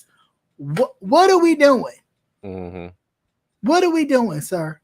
Because I would have just laid it down for my child. They would not have been back in there. Just plain and simple. There's no way. I wouldn't have been back. I wouldn't want to trust my congregation back in there. There's no way. It just don't make sense. I wouldn't feel safe in there. I wouldn't want my family in there. I wouldn't want to be there. Because if you want to talk about faith and all that other, hooba juba, that's why you go back. That's why you back. Well, then why didn't you show that faith when they was, quote unquote, telling everybody to get down and got up and did something? So that way, at least it would have shown, well, heroic pastor Bishop tried to stop a robbery, but you didn't, because you already knew what it was. And them people are long gone. They're not even in the state no more. They chilling somewhere in some other state, laying low, until somebody really does the research, connects the dots, and actually finds them. And then the whole thing is going to be blown up, because it just don't make no sense. I tell you, just crazy. When I heard that one, I was like, "What the hell?" I mean, you got video right after the incident wearing the same exact ring. So you it was robbed, you put a claim, and you got it back that fast? Come on, sir. They don't even be consistent. I mean, come on. You don't wear none. You don't wear none. But then why would you even? You looking at everybody else, calling everybody else a name or stupid or whatever, and it's like the stuff you're doing is not making sense. Wow. It really isn't. As long as nobody gets hurt, it gives us a good laugh. Yeah. Enjoy the ride pretty much. But that's the thing. It's like, you keep doing this and, it could be a cry wolf moment. Yeah. And then nobody's going to care because you've already created this kind of, we find it hard to believe you because you've always perpetrated this story and kept letting this thing grow to, I mean, even now you're talking about suing them for $20 million a piece. Who are you suing if you they're gonna help you with your bills? You sitting up there on there calling this one the F word and that one, but then talking about they defaming you. How? When you're slandering them on camera. Like, you don't make any sense. It just really makes the church look clownish. It really does. It really does. Like it really needed a lot more help, right? Yeah. I mean, that part. Because it has so many. It's actually a 3-ring circus. It has so many people doing so many other things. Right. Right. I mean, it's just crazy. And then, we need to come together as pastors and be real. And do what? Do what?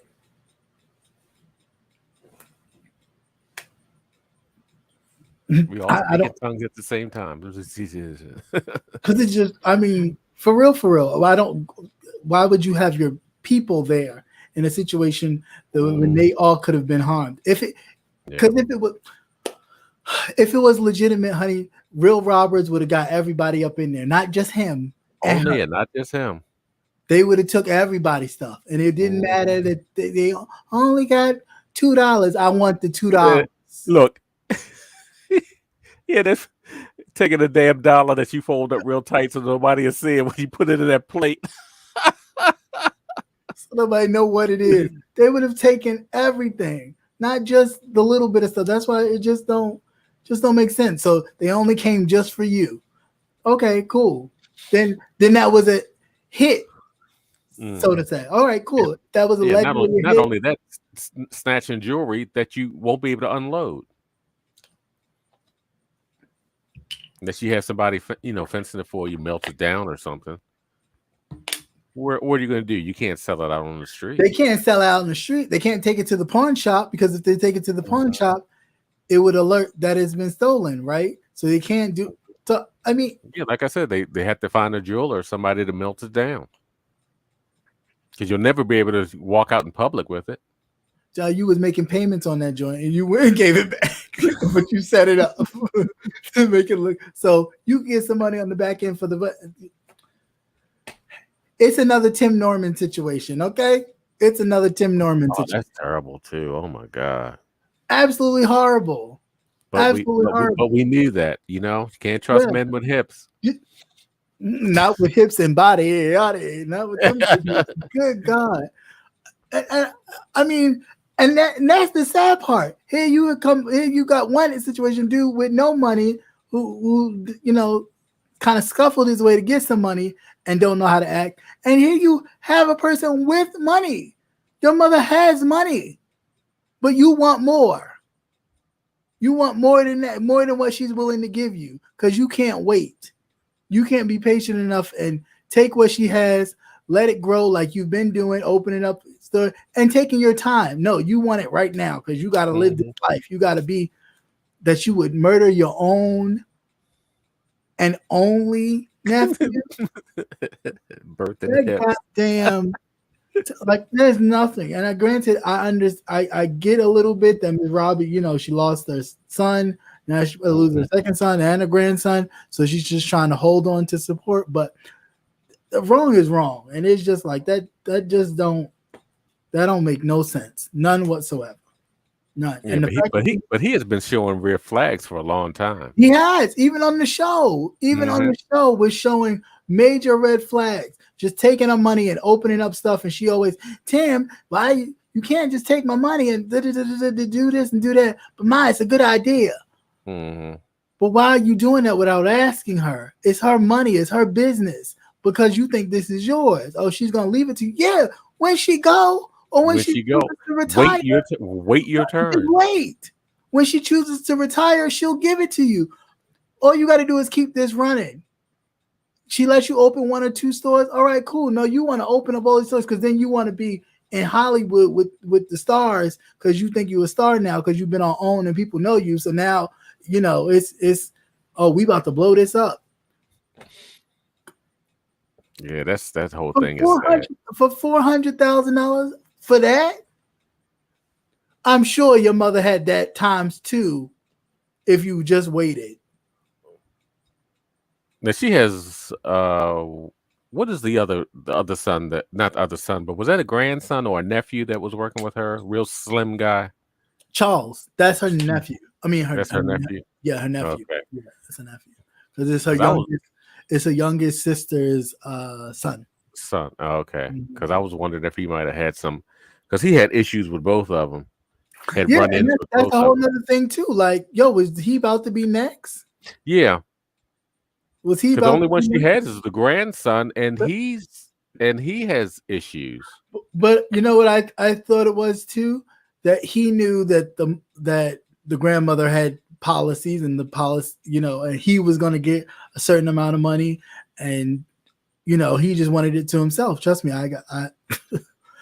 sorry, I love my brother to death, but he has that kind of thing. Like, I was here first, and it's like I had one of them too. You're not. This is not 1700s, bitch. Mm-hmm. She's gonna give everybody what she sees fit. You don't just get it all because you came first. Because you came first. That don't happen no more.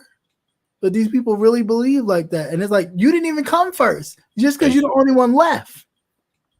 But the reality is that is his son, and since he's first, he would get it. So the fact that you try to cut him out of what you knew was for him. He may not have known, because I'm sure he didn't, but you knew because you was all up in your mother's business.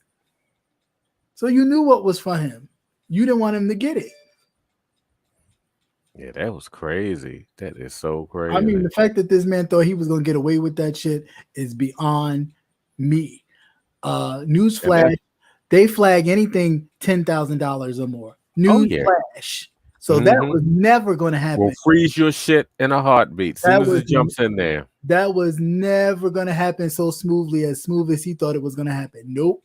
Because first thing they would have asked is, how did the person die? They needed to see a death certificate. Once they figured out that the person died of something like a shooting or something, that they wouldn't have let that money go that quick. No way. At all. So for him to think that that was going to happen so smoothly, and he was such the mastermind that he had all these different people doing stuff and none of them knew what each other was doing. Huh? Yeah. Y'all all on the slow bus. Really, like truly. On the hip bus. It couldn't be a small bus because he got too much hips for that. Little said it was a waste of good breeding hips. That was funny. Because she was lying on Tim. Jennifer Williams said something about him. I mean, I watched it when they was dating a little bit, but I wasn't really what you call it. But yeah, I seen it from the show, even with Sweetie Pies, that he was very much like he felt like it was his, and even when Andre and Charles were kind of doing other stuff, he would be like infuriated with them, and it was just like, why are you so mad? Like, granted, you spent your life in jail, so you missed this part of just being a kid and kind of helping out, but still trying to be a kid and do stuff. You missed that part, so relax. You were able to come out of there, work, help other people get jobs, and this is what you do. Just total craziness. He was a psychopath and a stalker. Yeah, I mean, Danny got that peanut head with a mohawk. Just looking hella crazy. I just feel so bad for her. I mean, at 80-something years old, here you supposed to be retiring and hand it over, and you can't even do that. Well, I mean, I'm sure she can. She'll do it to us. She'll give it to her sisters now, her younger sister. Well, yeah, I was gonna say that's the only way it's gonna have. It's gonna have to go. Yeah, the fact that that's not what she wanted to do. She wanted to leave it to her grandson, which would be her oldest son, and him. But you can't. He's in jail. He won't need it. I bet you she put some money on his books. But that's the part. But that's just horrible, though. How do you kill your brother's son? That's the part I feel. I mean, that's worse than Cain and Abel. Like, that's just worse than Cain and Abel. Like, who does that? But it's sick world. Really sick. All for money. All for money, and a little bit. Not even a whole lot. Yeah, I was about $1 million. It wasn't even a $500,000, $250,000. Now you back in jail again for the rest of your life. Well, know he ain't coming out. Mm-hmm. He ain't coming out. He won't be sentenced till December, so he's got to wait. He's got some time. Put it like this: his mother will never see him as a free man. That's it. And he will never see his mother again, because God forbid, but she gonna be out of here. Okay, he will never see her again, and that's something that he has to live with. But that's when you get these kids. That's why you gotta watch these kids that always, thinking that they own, that they deserve something, that something is theirs, and it's like, no, it's first of all, it's not yours. You didn't work for it. Whatever is given to you is given to you. Just be grateful for what you got. Like, that you got something, that you're in that your mother thought enough about you to put you in something. The fact that you think, oh no, this is mine. Why is it yours? Oh, because I was here. I was here first. I was here longest, so I did the most work. No. Y'all be lost in the sauce, man. They be lost. I'd be so lost. Well, he better use that chicken recipe when he go back and be working in the kitchen at the jail. Yeah, they gonna have him working in the kitchen in the jail. They definitely will. Sweetie Pie is prisoner 9127580. Maybe having all kinds of jailhouse recipes. He'll be selling them too. Yeah, he will. I wouldn't be surprised. Would not be surprised. He surely will. But they the other sentencing for the guy that actually shot Andre, they put a stop on his. His has been postponed, and I wonder why. Because he probably told all the business. Yeah, he probably told everything he knew. Deal. He told everything he knew. And did the girl get? They all pleaded guilty and they all pleaded guilty to smaller sentences than him. Well, got some stipulations to whatever sentence they may get for providing information. So I don't know yet. She hasn't gone yet either. But since he shot Andre, his trial was coming up and that's been postponed. So he's probably got more business that he wants to tell. And another thing, these people using these burner phones thinking that they can't be traced. I mean, they pinpointed. They need to stop watching TV. Right. They stop watching this The Wire and all these. They're not real. Like there's certain things that are not real. It's very fictitious. That they pinpointed every phone call this man made. So I don't even understand like you trying to be your own, because at first he was trying to be his own defense lawyer, and it was like, sir, you cannot defend yourself. There's no way. You got peanut head and big hips. No.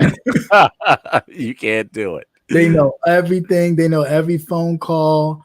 And not to talk about the woman's looks or whatever, but the way they was talking about you was sitting there smashing Terica. It was like, girl, you was dating Jennifer from the Basketball Wives, and you was just and she's a stripper. What kind of stripper is that? That don't look like those bodies from the Pink that I've seen. I didn't see none of them bodies. That's Eldorado's. That's the hole in the wall. That's the hole in the wall with the girl with the stretch marks. Ain't nothing wrong with that, but I'm just saying. You put enough oil on it, them stretch marks fade. That's a lot of oil. But anyway, I'm getting out of here. I'm waiting. All right, guys. Well, you have a great night. It was always a pleasure. Please make sure you check out, of course, the rundown. I'm not going to do one tonight because it's late. And nope, so I'm not. But King's Court, check out King Jives and the other Kings. They have other stuff going on. I think one of them, Darius, should be doing something tomorrow, possibly. So they always have good content. I usually try to check them out and support. Please make sure you moisturize, wear your damn mask, stay clear of all this fighting. I mean, watch it, but be clear because they swinging. And somebody give me the short notice or the cliff notes on the other person, because I ain't going over there. I don't go where I'm not wanted, nor do I go anywhere I don't want to be. And the pandemic is not over. Don't believe them. Yes, and the pandemic is not over. So please, govern yourselves accordingly, because we got to make it through this winter and next. Yeah, because this will really tell how things will go. How gone it is. Because when you've got to be cooped up inside, it's going to be a different story. So, who believes what? Oh, that it's over. Oh, that the pandemic's over. No, they just want everybody to go back to work, spend money that they don't have. That is it.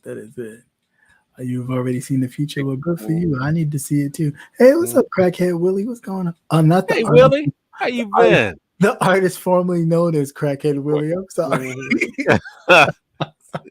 Don't disrespect him. Don't disrespect him there. Right. Yeah, I didn't mean that. I meant to get that right. Enrico, what were you using? Shrooms? Mushrooms? Yeah. I ain't messing with that. I'm not messing with that. I don't need nothing to fry my brain. I only got a couple of cells left. No way. Yeah, definitely consider the source. But yeah, it's just to make money. They already projecting that the holiday season is not going to be a really big this year. So you can't afford it. Yeah, but they trying to make sure you get out there and do what you. Because not only will you have transportation issues, gas prices. Who in the house? Well, gas prices they're gonna drop a little bit because the summer's over, so they always drop a little bit. Oh yeah. And then they're gonna come heat back up a little bit. Yeah, but here you have the train unions and everything. They were talking about they wanted to strike and everything. They've only postponed it. They hurried up and got on that because they do that. But they still have done that. They still limited some of their trains because we just got posted, and thank God I work from home, that the MARC train, which is by me, they had shut that down, and they told you you gotta find an alternative way to get to the city. So that messed a lot of people up. So yeah, especially out there, they got right through that mountain pass that y'all got out there. You know what? It's a valley. It's a valley. Thank you. But anyway, all right, guys, you have a great night. It was a pleasure as always. Please make sure, like I said, you thumbs up the video, like, share, and subscribe. Please, it'll help. I appreciate it. It'll help get the word out, and so we can do other things. But thank you all for the support. Thank you for the 500 video support. Thank you for watching some of my 500 videos to you all. And for those of you who watched the replay, thank you for watching the replay. Definitely appreciate it. All right. And until next time, any thoughts, wishes, prayers? No, that's right. Yeah. Puerto Rico. Prayers off to Puerto Rico. They got slammed again. Right. Prayers out to Puerto Rico. They have been slammed with the Hurricane Maria, was it?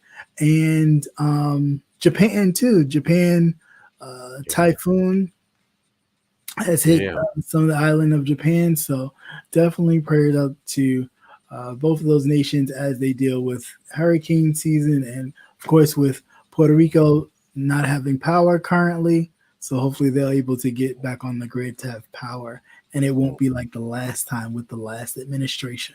Yeah, make sure you keep something in the house. Yeah. And keep ourselves prepared for whatever might come, because we're still not out of the woods yet. All right. So until next time, America, be the change you want to see. All right. Peace. Peace.